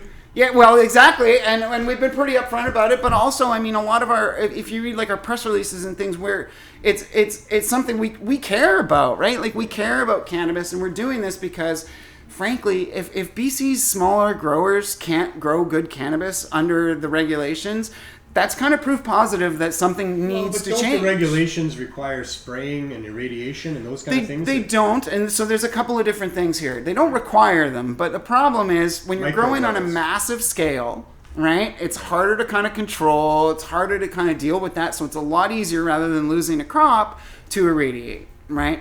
But no, it's not required at all. There are some issues right You now. have to pass around- testing for microbes, I guess that's what it is. There's some issues around live soils, and so that's there's some issues around that because it's they don't really check whether it's beneficial or detrimental Do you think that microbes. is reasonable that the microbe levels need to be down where they're asking for them to be with all the fruits and vegetables available? So I think it depends on a bunch of other things. Like this is kind of what I mean about how it's like it all ties in together, right? Mm-hmm. If it's local cannabis, which this is something we're going to actually be able to do very soon. Unfortunately, not in British Columbia. Saskatchewan, maybe. That's the one. We're very, very close to being able to bring Saskatchewan grown cannabis through a local Saskatchewan retailer that was processed in Saskatchewan to Saskatchewan consumers. They're going to have the best legal cannabis anywhere in Canada. And the indigenous groups in Saskatchewan are also doing so, and some of the other provinces as well. Of course, right? Yeah. So like there's Tabeek in New Brunswick, which is a reserve that said, you know what, we regulate our own alcohol, we regulate our own tobacco, we're regulating our own cannabis. They're not going to have issues like Through we the saw same management structure? through their council, right? So they're not going to have issues like we just saw in the earlier video with the banned police. When we were talking during But will the those break. dispensaries that they allow So that's- be required to use the packaging that we're upset That's about? to or be. the prices? So that's their own band and their own reserve. They're going to have their own Well, good on them. regulations. I hope they are reasonable in what they do, right? Well, it's for We their just community. want reasonableness. Right? That's It's- all I want is reasonableness. I don't like liars. I don't like bullies. I don't like thieves. And I don't like it when it's unreasonable situation that allows those people to thrive. So here's maybe I wasn't clear. It's not under the Cannabis Act or the provincial legislation. Okay. Tabeek has written their own cannabis laws for their reserve. That's right? just one reserve in Saskatchewan. That's one reserve in New Brunswick, and then of Brunswick. course, and then a model for others to follow. absolutely, and indigenous bloom you mentioned. There's a bunch of different kind of tribes that are Waiting to involved with see if that. they're going to interfere with them after what they did to the stock Well, market today. so I did some work with Indigenous Bloom as Cool. they were being founded. I was their government relations director. They had quite the grand opening there with all kinds of, For one of them, luminaries. for one of them, had a bunch of Well, good there's more than meetings the one in White Rock, with is there? political government. Oh yeah. Oh, okay. Um, I went there. I've been there a couple times. I took my mom there. Nice. She thought it was a very nice place. She'd Nice. never been to a dispensary But so before. this relies on whether the Cannabis Act is constitutional on native land, right? So it has Or to anywhere. it has to do with this I mean, particular Jerry's fighting, this particular fight it would Yeah. only apply there, right? Right. But for them, the UN Declaration on the Rights of Indigenous People clearly say that they have the right to autonomy over their own land. The Indian Act says if they're using the land for the benefit of the band, they have the right to do that. When you look at the Cannabis Act, it didn't really talk about about indigenous. They've tried to now make applications easier for them, and they've tried to do other things, but it really didn't take them into account at all, especially when they talked about dividing up the powers and just said, okay, well, the province gets retail. Well, typically, a First Nation government is not underneath the province. It's equal to the province. Right. So if they want to create their own distribution system, they're more than welcome to do so legally under our... But of course, this is going to be like compassion clubs anyway. Even though that's the law, it's still going to take a charge and a fight and a challenge before the courts go, yes, that is actually the law. Indigenous groups realize that we're not talking about access to recreational cannabis, even though that's a subset of medicine. And it'll be different for each nation, but right? There is each such nation a need, has and its other own reserves as well. For high dose cannabis edibles, for good quality, low barrier access to cannabis. Part of the problem there, though, is like reserves up north, in particular, that have serious problems with some of these other things that cannabis would be a great substitution for. It would be. They've seen alcohol and they've seen these other drugs, and they don't want any part of cannabis. I'm told and there's that's a big shame. split. There's a real big Oh, split. there are multiple nations. It's like if you took Europe. It's like if you took all of Europe and said, "What do you think about cannabis?" That's really how multivaried our First Nations are. So just like with us, right? municipality by municipality, it's kind of reserve or band by band here. Absolutely, yeah, and should be ultimately, right? It actually should be. Yes, except that I don't think that any government, be it a band government or our government or a municipality, really has the right to tell a citizen that you can't grow some plants for yourself, that you can't, access this medicine from a storefront. Yeah. It is not reasonable. I don't think that was. I wasn't arguing with that at all. Yeah, no, and I'm all about what's not reasonable today. That's the theme of my rant and what I've been going on about. But it's kind of the theme of the show all the time, is that this is outrageous, and we're not free at all. Like the packaging. The packaging is unreasonable. Man, the packaging. Right? The packaging. With our newly elected Prime Minister again, for his second term in a minority government, he's all about not using single-use plastics. This is what I mean about mistakes. Have you seen the packaging from other that industries? This is exactly it. And all of it's single-use because they're not. Health Canada won't allow that packaging to be reused because it's had a dangerous narcotic in it. Yeah, and the requirements for childproofing are also very difficult, and it's like you're treating it as though it was a pharmaceutical pill that's explosive, when pharmaceutical pills are actually dangerous, like a very serious issue and need that. Yeah. Right. Like yeah, exactly. And I think that it's just reefer madness to cover the corruption. I think that they probably really do understand that cannabis should not be prohibited with criminal law and with public funds. But it's corrupt. I think we've got a lot of corruption. And I think it goes. You don't have to agree or disagree. You know what? Here's the crazy thing: is funny. Is that for me? It goes back so much farther. It was the Middle Ages when that started, right? That's when kind of the Western medicine tradition started. When we started killing people that knew things about plant medicine, first in Europe and then all over the world, right? Kill the witches. That's it. It never stopped, right? It never stopped, and it's still going on. Yeah. And just protecting other so-called medicines. That's all it is, which is corrupt as hell. Yeah. You can have a competing medicine if you want, but you can't influence governments to use taxpayer money to criminalize people that want to buy this one instead of that one. You can. But that's not reasonable. No. See, that's not reasonable. That's not right in a world not where we're trying to democracy. understand what's right and wrong here. No. That's incredibly wrong what they're doing. And I'm not sure how much further they get away with it. But I see it as a heinous crime. I really do. Because a crime is when you intentionally cause harm to somebody else. That's what's required.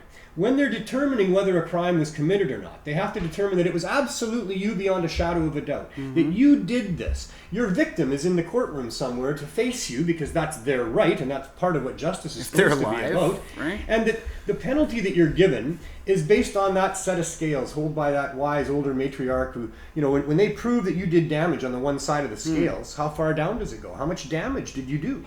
And then on the other side, it's, well, what penalty would balance the scales there?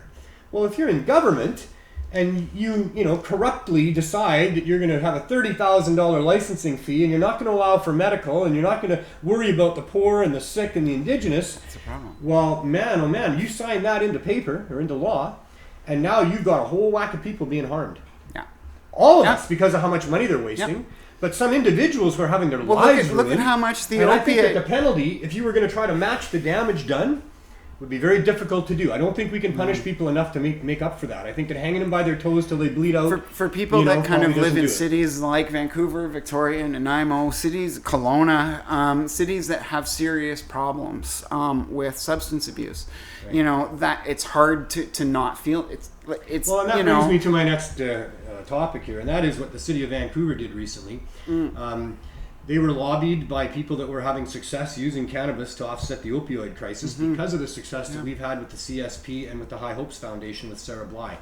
And so Rebecca Bly, not related, a counselor with the city, put forward a motion to reverse that area on the downtown east side Hastings corridor where they weren't allowing the dispensing of cannabis. So her motion was to reverse that. And to allow for low barrier access to cannabis to fight the opioid crisis, which means good quality, clean flowers, safe supply at reachable prices, maybe sliding scale. What we do is give it away for free to people that can't afford it. And so they're saying we're going to allow that to happen. And once you figure out what the best way to dispense it is, we're going to license that, even though it goes against the Cannabis Act.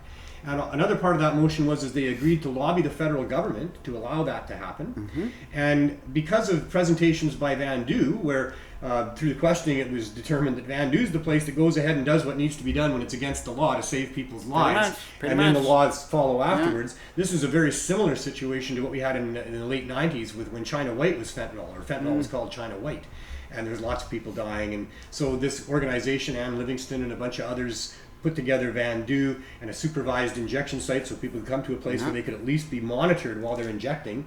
And so that resulted in the federal government eventually through lobbying to allow that to happen, and now we have some supervised injections and through the courts, that's right. So this is a very similar situation, except that we don't need to fight for supervised injection sites, although there should be more of them. But we still do in a lot of jurisdictions, just not here. Yeah, we need more of that because that's a service for people that are in that particular fix. And there's no place for our governments to be in judgment of how people got into that fix or what it is that's happened to them or how they got to be there. If the governments really want to look into it, they'll find out that the vast majority of people who are stuck in that situation are really the seriously abused children of our society just trying to cope with life. It's true, and particularly when you're talking opiates, another massive percentage is people that were prescribed them by a doctor. Workplace injuries or things like that, and then taken off too quick. And all that kind of stuff. It's all prohibition that's behind this opioid crisis. That's what's driving it. And what people need is a safe supply of whatever it is they choose to use. Well, and we need to talk about it. And they need alternatives. We need to talk about it because see, this is the kind of how I brought this up in the first place was in the election. How much did they talk about it? Some, and it's but like not people much. talk about they didn't talk about cannabis. Well, no. Why would they? The Liberals got They their talked a bit about votes. the opioid They're crisis. never going to get those votes again, right? Yeah. So it's like no other party's going to true. get the votes, right? Singh maybe got some because he said no taxes. Good, right? But nobody else was really saying anything to criminalize good. all drugs, so they got one extra seat out of that. But so it's like but it wasn't even an issue, and the opiate issue was even less of an issue, right? And it's like this is a crisis. This is people are dying from this on a massive has been killing people scale for a very long time. I gotta say that the numbers of deaths related to alcohol are similar, if not greater, than the amount of deaths attributed to the opioid crisis. There's apparently in the last couple of years, distracted driving has actually become the number one cause of automobile death. That's automobile death. I'm not talking about right, but I'm saying like even more than drinking and driving. Alcohol behavior. Right? I'm talking about death from actual alcohol itself. The liver cancer. There's a whole bunch of diseases associated with it, but people just die from consuming too much alcohol on a regular basis. Many of our young people are dying from consuming too much, alcohol. Yet you don't hear much about that going on either. The agenda of those people that are running this show here is pretty clear that it's not about caring about people. It's not about caring about patients. It's about caring about getting reelected sometimes. It's caring about the people that helped them get elected in the first place. And shout out to Peter McWilliams, by the way. May he rest in peace. He was a fabulous warrior that gave us so much good ammunition to fight them on what's not reasonable about these infringements on our freedom. I keep this book here because I like what Peter had to say. He's written numerous books. Please look them up and read 1, 2, 3, all of them. And this was provided to me by Julia Rose, who's an activist in the States that has taken up the torch for Peter, who died, was murdered by the U.S. government for forbidding him to use his cannabis medicine. He had a very serious condition and he required cannabis. And they were having him dressed, once he was found guilty, they were having him drug tested weekly to make sure he wasn't using any cannabis, and he died on his own vomit into that period of time. And it's a horrible thing that happened there. Thankfully, Peter got a whole bunch of books and he got his thoughts out of his head onto paper, and we can go and see what he had to say about it. It's not anybody's business but yours what you do. If you're doing things that are harming yourself and nobody else, if you're harming somebody else, we're going to stop you. That's not okay. Don't do that. You can't do that. But if you're involved in behaviors that are harming you, that's nobody's business but yours. And if it is anybody's business, it's your family's, maybe your community's. But what are they going to do about it? What's your family going to do if you refuse to stop going out and buying drugs from the street that could kill you? What can they do? Are they going to lock you in a room? I don't think so. Are they going to tie you down and not let you go? Are they going to put a sign on your neck that says, don't hire this person? They're a scummy drug user? I mean, is that what your family would do to you? I don't think so. So it's not the government's role to be judging people and to be punishing people for lifestyle choices that aren't hurting other people. And especially when you look into the history of why this is going on and see the corruption and see the greed and the corporate influence and all of that is really made these decisions happen. And we need to stop this. We need to recognize the corruption. We need to address it pretty quickly and stop it before it's too late. Because these corporate groups, if they get that technology and that type of a precedent about how they can control and exploit people, our future generations are going to be screwed. We need to use that technology that we have also at our disposal to speak the truth to power, to spread the truth all around to everybody else so that they can't get away with reefer madness and exploiting people the way that they are. Sorry, I do these little mini rants sometimes, it just is what it is, but... You saw me nodding. Come on. Yeah, oh no, sure. And if the camera was just on me, she was nodding. I'm sure a lot of you at home are nodding as well. Yeah. We all know this is wrong. Everybody that watches this show probably knows it's wrong, and everybody I'm involved with knows it's really, really wrong, and horribly wrong, to the point of bringing to tears. I've had Jody cry on my shoulder so many times because of how horrible it is. I've had so many other people cry on my shoulder and talk to me about how they can't get access anymore and it's killing them. It's a horrible, horrible blight on what is supposed to be a free country with public servants. And it is a real disgrace and blasphemous to the spirit of what it is to be a Canadian. Because Canadians are very nice people, and they're tolerant people for the most part. There's all kinds of shapes and sizes of people, but generally speaking, that essence of what it means to be Canadian is somebody who is friendly, polite, tolerant, and I'm sure we don't stand by what our governments are doing, especially with the cannabis file, except those that really have bought into the whole reefer madness that's been out there for a while. I know that some of the older generation or some of the people that just are very selective about the news that they watch, they're still being told that cannabis harms the developing brain, and it's a serious concern with respect to automobile impairment. Constant. Using research has been debunked so many times. That's right. They're still bringing it up. They're still bringing it up. It's all they've got for justification, really. I talked about the original justification for prohibiting cannabis or marijuana.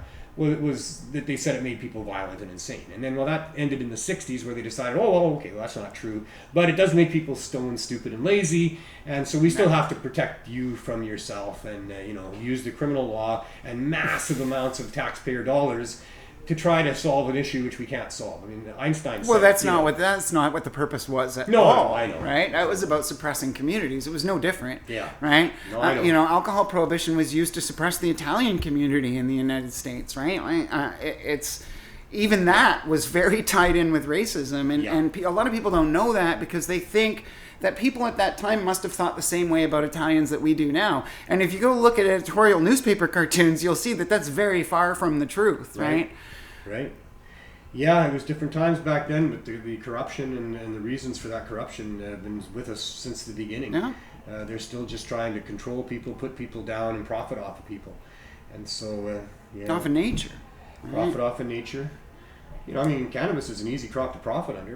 My dad told me that money doesn't grow on trees. Shouldn't be hard. Sure proved him shouldn't wrong. be hard. Right. Money grows on trees for a lot of different products you might be growing. I mean, you don't get as much for a pound of apples as you get for a pound of cannabis, but it's still money on trees. And that's the other thing is my entire life, it doesn't matter where I've been, cannabis has been about $10 a gram. Yeah. Doesn't matter what decade, what city, what country, about $10 a gram. And they're right? trying to maintain worse than that. And now, of course, I mean that's just what it always was, Can I right? ask you, Before do legalization. you have products on the market at this point? No, we're waiting for Health Canada's been very slow with the micro I licenses, see. right? And so it's like our point is to get these smaller growers. So and you're their the cannabis to head market. communication and cultural Yes, officer. yeah. What does that mean? Yeah. Are you trying to preserve the culture that got us Absolutely. I mean, that's so very cool. I'd been offered a lot of other jobs by LPs. Some of them were maybe okay. Some of them I never in a million years would want to have anything to do with. Yeah. But there was always kind of a piece missing. I couldn't just go work for a company. It's not the kind of person I've ever been. Right. I'm not going to be able to do that. They're going to have to give me a deal that means that I can change things to be reasonable. That was the culture you know? aspect of it, Yeah. right? So it's like I wanted to have a hand in creating the ethics of the company and creating the processes around making sure that those ethics are what we're following, right? So what do you do? And it hasn't been hard because the team that we've picked and pulled together are all sort of in the same boat, right? We've got Chet Woodside is working on website stuff from Straight Cannabis. So is Amanda Siebert. She's helping with content. Absolutely.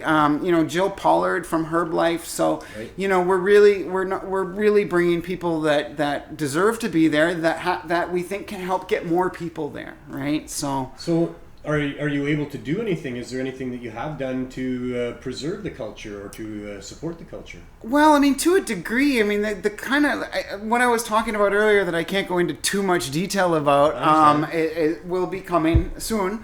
Right. So that'll be really interesting. But I think a lot of it is what we're supporting, who we're supporting, right? Yeah. So the cannabis conferences have been a little crazy. We haven't been to any of them except for one. It was the International Cannabis Business Conference, and it was not PASHA but BC Craft Supply Co., who deals with supply agreements and the growers and helping growers get their licenses.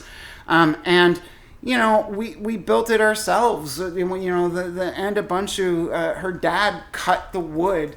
When it was time to set it up, our government relations director, Susan Chappelle, former city councillor from Squamish, who wrote their dispensary regulations, her and our CEO, who comes from organic baking world, they're out breaking out the tools and setting it all up. It was a booth that I had designed. So it was we're very, everything that we do is going to be the way that we've always sort of done it. If something needs to get done, you go and do it, and you pull together as a group and you go and do it, and you take care of people while you're doing it.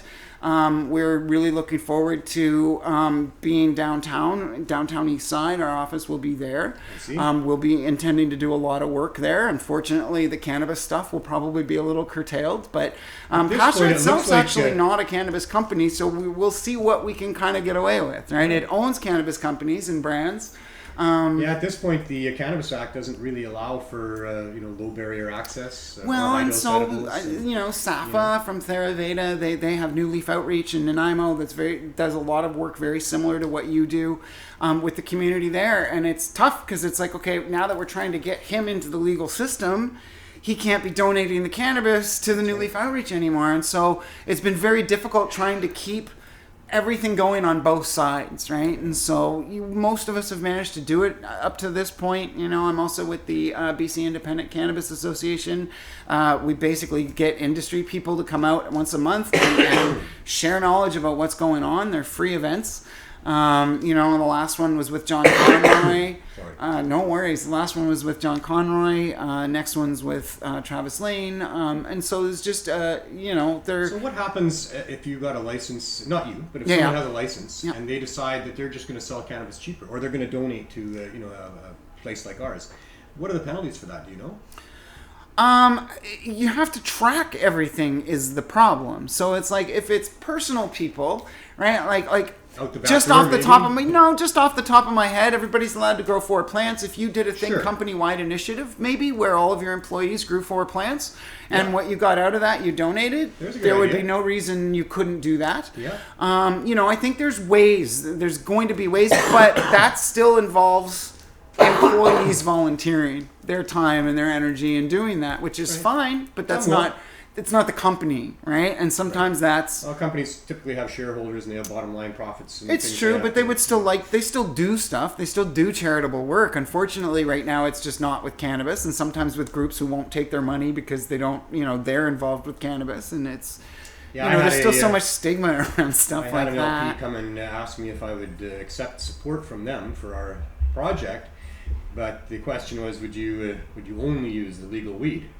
And my first response was, well, I'm not going to turn away the people that want to donate because most of them have a personal issue with why Somebody they would want use to help. that rather than nothing. And we're uh, saving people's lives here, and there's people that want to donate to us because they've had a loved one that they've lost or something like that. They've been touched personally by it.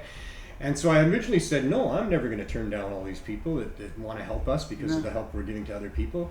And then I thought about it as we drove away, and I didn't get more than 20 minutes away, and I was texting her back, and I said, well, everybody can grow 4 plants. So I would say that all the edibles that we're giving out are, by people that grew 4 plants. There's in no conjunction reason that with some couldn't other be. people that grew Absolutely. that And put you're it allowed to together, make and here your we own go. edibles. Absolutely. I didn't hear back from them. That was in Christmas time last year. Funny. Yeah. So I think they just wanted to, be the sole providers, and I don't know why. Why does that make Or a how. difference? I Right. don't Or know. how they would have been able I to. didn't pursue it any 'cause, farther. I let them come to me. We're just going to keep giving out cannabis to people and helping them, and let that go where it goes. And Well, it's it, so it far not needs to that. happen. It's so important, right? Like, I mentioned, sure, 4 of the 5 oldest clubs are still running, but, that's 4 of the first 15 clubs are still running. 4 of the first 25 clubs are still running, right? It's like the number So doesn't many go have up closed after, down. right? Well, and these are the people that really, they came into it very early at a time when it wasn't so safe. What we saw a lot later, and no knock on it, I get it, and we need that kind of momentum building. But a lot of businesses came later when it was safe to do so because of 4 or 5 others, right? And so it not only shows the dedication that they have, but it shows how serious an issue it is. And how hard it is. You mentioned with Jerry earlier, this was something that the BC Compassion Club had to look at every single time cannabis regulations came out, was, are we going to be able to take care of our patients under these rules? And every time the answer's been no. The answer's still no. We can't do what we've done, right? Like that group can't supply the treatments and the cannabis. You were part of the Allard Yep. trial. I mean, tell us a little bit about what that decision was and how it has not been respected. Well, I mean, so it goes back further than that, right? Like one of the very first cases on this, the judge's recommendation was that you look to the Compassion Club model. That was never done. Allard was about personal growing. And so, the Justice Villan, my testimony, of course, was on dispensaries, and Justice Villan found that dispensaries were serving a great need, particularly for people that couldn't grow their own. That comment about it being a heart of access was because of your testimony. Yes, yeah. It was kind of cool to see, especially when the case wasn't about dispensaries, right? And that's a statement that a lot of people hung their hats on, including Jerry Martin in Saskatchewan, that he believed that he was doing the right thing, helping people. Because he was. That's how can you right. be harmed for helping people? Or, Yeah. or who would stop you from helping people? It just doesn't make any sense, but it makes that almighty dollar. And it's more than just money, it's also control. There's forces and the courts are in a very difficult position right now because they have pushed really hard, particularly under Harper. They've kind of said, look, we keep telling you everything within the court's power is to say you have to do this. They can't tell them how. And so the governments have been coming back with things that are just a little off every single time so that it doesn't actually address what the court said. That's a polite statement you made as a Canadian girl there. I mean, in terms of the regulations, like when you really look at it, there's like just a couple of things, not in terms of the overall regulations because there's lots of issues, but there's usually just a couple of things that actually make sure that it's nothing like what the court actually asked for. And so, you bring up Allard, I bring up Smith. Medical patients are supposed to have access to edibles. That's still not going to happen. That's not going to happen in December. That's not going to happen in May. We can go get rec edibles. If the government's going to violate what the courts are demanding, they should violate it on behalf of the people. Or there needs to be some sort of power. They should decide, well, okay, the court said you should have access, so we're going to give you even more access because we know you need it, people. That's the way a government should respond to the courts. But it's not the role of government to stifle business and commerce the and whole to keep reason people of the from getting courts, access to the stuff whole that's reason helping them. for courts is to stop governments from doing that. Right. Exactly. And the whole reason for governments is to facilitate business and commerce and to help people. Yeah.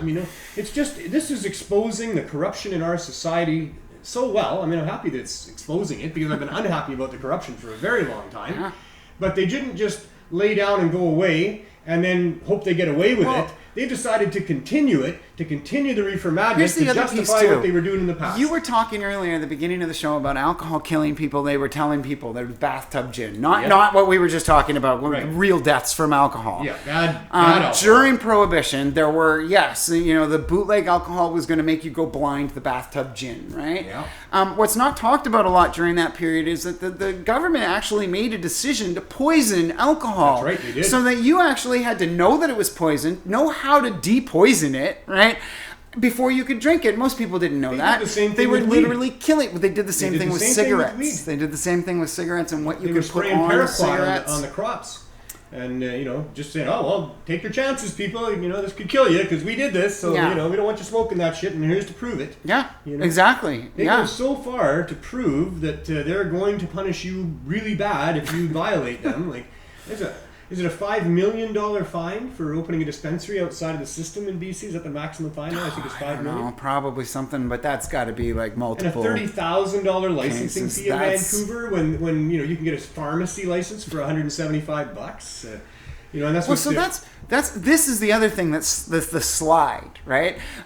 When Vision was in power, Vision brought in that $30,000 licensing fee for the stores, and what they said was it was to set up the program. And they're actually legally correct. Bylaws can't make money. They're not allowed to make money.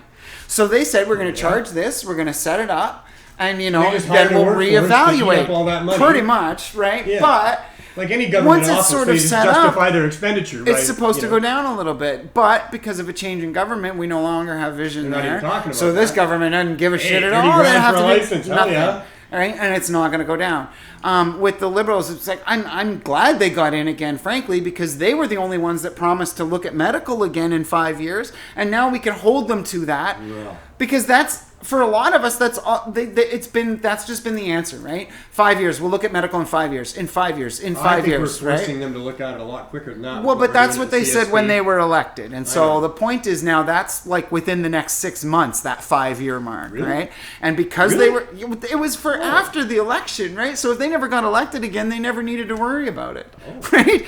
But they've been making that promise for a long time. We were a year into time. legalization. I thought the edibles revisiting would be in 5 years from that. It was 2015. Right, it was like it was 2015 when he was elected and started. Well, we're not saying going to get that. it changed within 6 months anyway. So maybe 6 months from now we can properly. The get goal it changed, is to actually make sure that they at least review it again. I mean, you saw what happened with the task force. The task force actually did make some good recommendations that weren't followed at all by the government. Yeah. Other recommendations that the task force made, maybe most of us wouldn't agree with, right? Yeah. But that's what's, at least there's now an opportunity with medical again, rather than just getting that blow off. Because if it was a new government, they'd go, we got a lot to learn. Well, we'll get to it. Right? We're going to force them. We have to force them. Absolutely. And that's what we're doing with our project. That's what we're doing with some dispensary owners that are planning on opening up in response to the city's motion. And we're going to allow for cannabis to be dispensed. We're just concerned about the CSU. Yeah. Today they were active in Vancouver, shutting down the stock market, an indigenous dispensary, not on a reserve, but still run by indigenous people and claiming that indigenous right. Mm-hmm. So, we found out that yes, the city has the right to license places that are violating the federal laws and the criminal code. But we also found out that when they do that, that doesn't necessarily mean that the RCMP, or in this case the CSU, is going to respect that. Yeah. So we're yet to find out. We need to get some places open that are supplying, low barrier access and high dose edibles, and find out. If the CSU is going to shut it down, and we need to get their supply through too. Right, that's the other side of it, and it was encouraging. And they've got really good testing equipment, and we think that we can present a model that shows that we can test properly the cannabis that we either cultivate ourselves through our co-op of people, or that which is presented to us. And if it passes those tests and it can save people's lives, then we're going to try to make them show us why we have to go through some more rigorous testing than that. Well, and reach out to the others, right? Chris Enns still going strong with pharmacists in Halifax, but he's having problems, right? Vancouver dispensary I've been here, trying to VCBC communicate is that, still going. that cities have the right to license things outside of the criminal code and federal policy. This was the benefit. Do you remember the dispensary case a little while ago, where it was like a challenge and it was lost? Oh yeah. And everybody was well. But here's the thing, I wasn't involved in that one, and when I was reading the decision, I don't know who thought it was a loss. It's like what you were trying to do, maybe you didn't do. But the judge affirmed that cities have the right to make rules that are contrary to government. That's huge. That's what came out of that. Not only affirmed that what Vancouver Vision did was correct, but that any city could do something like this if it had to do with opiates or with cannabis or with any issue at all that's to their city. Right? Any serious issues they can deal with if it violates federal policy, they got to save their citizens. So exactly, and that was happen. huge, and that should be used, right? I'm afraid sometimes when I read coverage of that, it's like people are like, "Oh, it was a loss," and they don't want to talk about it. But it was like actually, it enshrined something very important for us, right? Like that's. Well, it's been appealed, so we'll see what happens on. Exactly, I know. I hope they don't win that part anyway, keep right? That part away, because it's important that cities can do that. But that's what happens. That's what happened with Hedges too, right? We had a decision that was, okay. Tried to push it, and it went back farther, right? So it's tough. And it is such a work in progress. Yeah. And, Jamie, I thank you so much for all your efforts for all these years. Thank you. I got some flack for having you on my show. They said, well, she's the enemy, I said, no, she's not the enemy. But if she is the enemy, she's coming into hostile territory because I'm going to ask her questions that, maybe she'll have trouble answering. And you haven't had trouble answering any of my questions. No. I knew that would be the case because you're of a good heart. You're one of us. Thank you. We got to try to fight this system from all sides, from inside Absolutely. and all of that. Outside, inside, upside, downside. Yes, absolutely. Exactly. Yeah. And so thank you so much for coming on the show. Thank you for all the efforts that you're doing. We'll catch up with you later on next year and find out where we're at now with all of this, I'm sure. So sounds great. Carry on and you keep up the good work too, man. Coke. Yeah. I don't drink Coke, but could have got one there. All right. Yeah, it's a mess for sure, and we're still up against these same corporate bastards that have been influencing our governments for so long, and I'm not sure where the end of that is. But Jamie's been working hard for a long time to stand up for patients' rights and for reasonable access and all of that. And she's referred to herself and her company as a Trojan horse that can maybe influence change from the inside out. And I wish her all the best with that. We're going to need to change this. We can't continue to have a situation where the cannabis consuming population of Canada is at serious odds with the government stores and the government system and still operating outside of that and risking criminal penalties. We're going to have to solve that. We're going to have to get the prices down where they belong. We're going to have to get packaging to be reasonable. And then maybe we can embrace some of these groups that just want to bring us cannabis if they can prove that their cannabis is good quality and the prices are reasonable and the packaging is reasonable. That's what I want to fight for. And Jamie said she was offered an opportunity. She's offered many opportunities, but this one provided her an opportunity where she could maybe make a difference and change some of that. So that's why she took it. And I guess good on her for doing that. We need to seize the opportunities that are provided to us to move this issue forward, to get freedom for people, and to get patients over profits. So, a little update on the CSP. Did we have a video, Anil?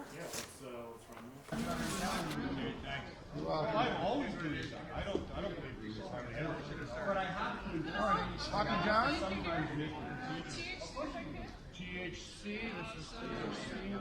Sweet, thank you so much. Have a great day. How many packages have you given out so far? I have no idea. I don't count. I'll take a sandwich. And which do you prefer? CBD, THC, half and half? Half and half. I'll take Mango? 2. Perfect. Have a great Did you get one of these No, sandwiches? careful with that, young Don't lady. share That's that. really not very good for you. Another week of events at the CSP at Vandu. It's really incredible what we do there. Jerry talked about the feeling that you get by helping people, and I know that all of our volunteers and donators get that same sense of joy, if you will, or whatever else would describe that feeling for helping people out. We've been consistently giving out over 250 care packs to people over the last several months, probably since early in the year.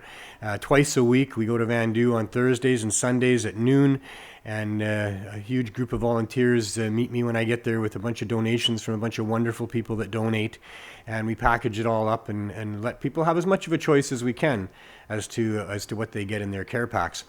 We're going to be changing. I've said this a number of times. It's a process. Actually, on Friday last week, went around and called a whole bunch of lease agents that had buildings in the downtown east side for lease.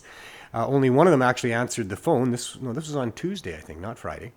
On Tuesday last week before the show. And one of them answered and said he would send me an email describing the building that we were inquiring about. All of the others, 4 or 5, maybe 6 of them, we left phone numbers out. I left my phone number. I said, "Here, my name is Neil. Here's my number. We're interested in renting this building." And none of those people have gotten back to me. So I'm not sure what's going on with that. I mean, they don't know who I am. I'm just leaving a message on their phone. But it seems like the need to make sales is not as dire as it used to be when I considered myself a salesman, where you never let a potential customer get a voice recording, and you always kept on until you got the sale or not. But to just let it hang like that for all this time has been really discouraging, although I'm not too discouraged. I know we're going to find the right place, and maybe none of those places were the right place, and that's why the universe kicked in. I'm not sure. But we are going to rent a place. We are going to have an operation with the CSP that goes 5 or 6 days a week and several hours a day. We're going to have more choice for people as to what they can choose to help them, and we're going to do a really good job of tracking their use and how it helps them and all of that kind of stuff, and gather all of that information. And that is the next step for the CSP. It's frustrating how long it takes sometimes to get those things happening, but we will. And in the meantime, we're just continuing to do what we've been doing for the last 2 years and 8 months, which is to hand out hundreds and hundreds of high-dose edibles to people that are willing to wait up for hours to get that. And we'll let the powers that be, kick in behind us and help us when they do. But for right now, we're still going to Vandu, and we'll be back there this week a couple of times. Another development was that there was a conference that was held to talk about safe supply. And there was lobbying amongst governments or two governments to fund mechanisms that would help keep people alive in the face of an overdose opioid crisis. And I'm told that Anne Livingston was the driving force behind that. I've known Anne for many, many years, and she's a wonderful, wonderful advocate of the poor and the suffering and the drug addicted and the exploited by prohibition. And that group has managed to get $1 million grant from our governments to help the situation in the Yukon with supervised consumption sites, with safe supply. They're talking about buyers groups and buyers co-ops. And I really, really hope that they're going to understand and consider using some of that money to help people have as a choice high-dose cannabis edibles and low-barrier access to cannabis and its concentrates. That is what needs to happen. There needs to be that alternative for people that are in that lifestyle that would like to have a better path to be on. Cannabis can do that for you. It can, in the form of edibles, it can deal with the pain, even severe pain. The problem with smoked cannabis is that you really can't smoke enough to combat that serious pain. You smoke a couple of joints of the good cannabis, and that third one's not going to do much more for you. But with edible cannabis, you can eat too much, and because you can eat too much, you can eat enough. And when people find that right dose that works for them, it does replace the use of all the other drugs that they may be using, including pharmaceuticals and alcohol and the other street drugs.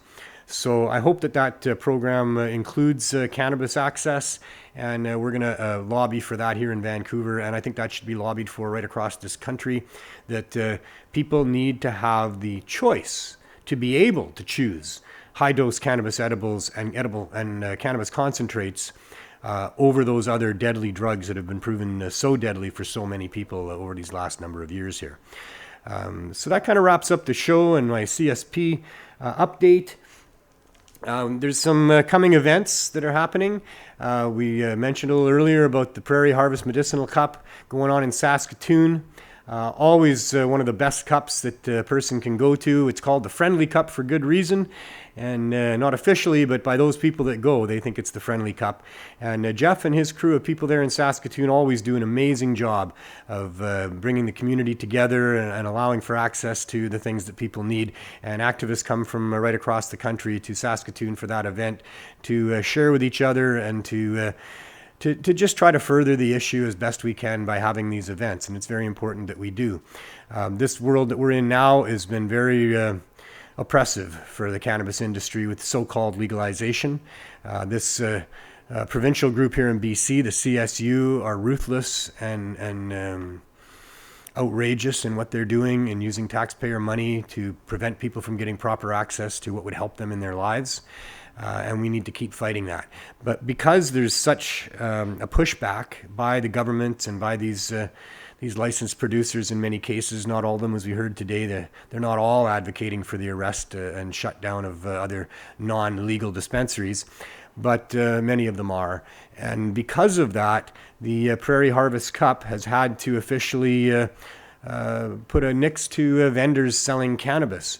Thankfully, people can still gift cannabis up to 30 grams, and so that there's some ways that people can be gifted cannabis after making a purchase of some other item or something like that. I know they're going to figure it out. I know they're going to make sure that everybody that goes there that's looking for cannabis will be able to get some in some sort of a non-criminal way. There's no crime in providing access to cannabis for people. But I really wish them all the best. They're really in need of more vendors to support that event. Jeff supports all the events with money and his presence, and has been to just about every Cannabis Cup that's been had. In my history with him, I think this is the 9th year that he's been doing what he's doing. He runs a head shop in Saskatoon called Skunk Funk, and he deserves all the support that we can give him. So if you were considering being a vendor in Saskatoon and having a great adventure, please do that and contact the Prairie Harvest Medicinal Cup and give some love and some support to the crew there that puts on an amazing event for the last 9 years. There's also a couple other things going on. There's the Holloweed event in the Okanagan. And that's a membership thing. So when you come there, there'll be a cost at the door, which will actually make you a member. And then members can go in and buy from the cannabis co-op and the people that are set up inside to vend that to you there. And that sounds like it's going to be a great event. Of course, any excuse to go and get dressed up in funny costumes and have a party with your friends and smoke a bunch of weed is definitely the way to spend an evening. And in fact, they're doing it here in Vancouver as well. The 420 Farmers Market people, I love those guys. They're putting together a Holloweed event at Thornton Park on the 31st on Halloween. It's going to run all night. I'm not sure what the start time is. You can probably check it online. I would imagine somebody will be there noon or shortly thereafter with the tables set up and vending going on to address the opioid crisis in response to the city and to celebrate Holloweed the way it should be celebrated. So good on them for doing that, and go and support that. Come on down, rain or shine. We'll have some booths set up. We'll have tents and things, and I'm sure it'll be worth visiting for a number of different reasons if you come on down. And we really need to support the 420 Farmer Pop-Up Market group, because they are also at the heart of access for people that are on the downtown east side to be able to go and get low barrier access to cannabis and cannabis edibles. Other than that, here on Pot TV, we've got our regular lineup of shows coming on. On Friday, it's Jeremiah Vandermeer with Cannabis Culture News Live and all of his guests and updates, and he'll keep you really informed on what's going on. And there's so much going on these days in the cannabis world. On Saturday, it's Boss Lissa with High Noon, starts at 12 o'clock here at Cannabis Culture, also with different co-hosts and just celebrating the cannabis culture and all things weed. On Monday, it's Carly Marley and BC Bud Gal and the 420 Lifestyle Show, where they have more fun than anybody else, I think. Every time I come into the studio and they got that going on, I mean, there's balloons and trailers and candy and edibles, and every week, proof that cannabis is fun. That's right. Yeah, proof that cannabis is fun and safe, and it can be part of anybody's lifestyle and be a real bonus in your lifestyle as well. And on Tuesday, we're back to THC with me, and we'll continue to try to expose the truth and provide some hope and some mechanism for change. So I want to thank Cannabis Culture for having me here. I want to thank Jamie Shaw for being my guest, for Jerry Martin for coming on to the Martin Medical Moment, for Glenn, 8 out of 10 Glenn Wells for coming on and sharing the 420 session.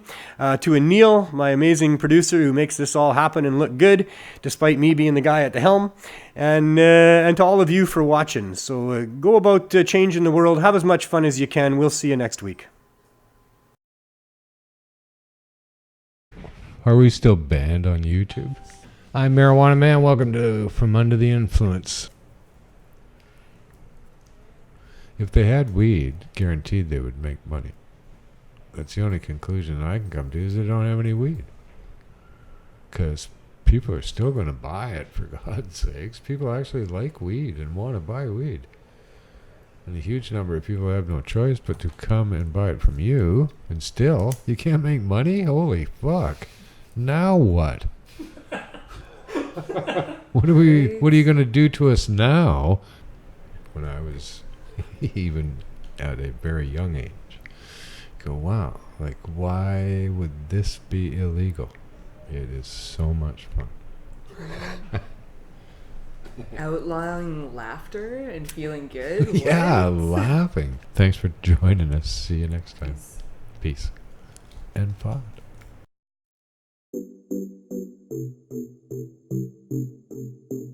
Hi. Hello. Hi. Hi. Hi. Hi. Hi. It's high noon here in the studio. Look at it. Look at the bud.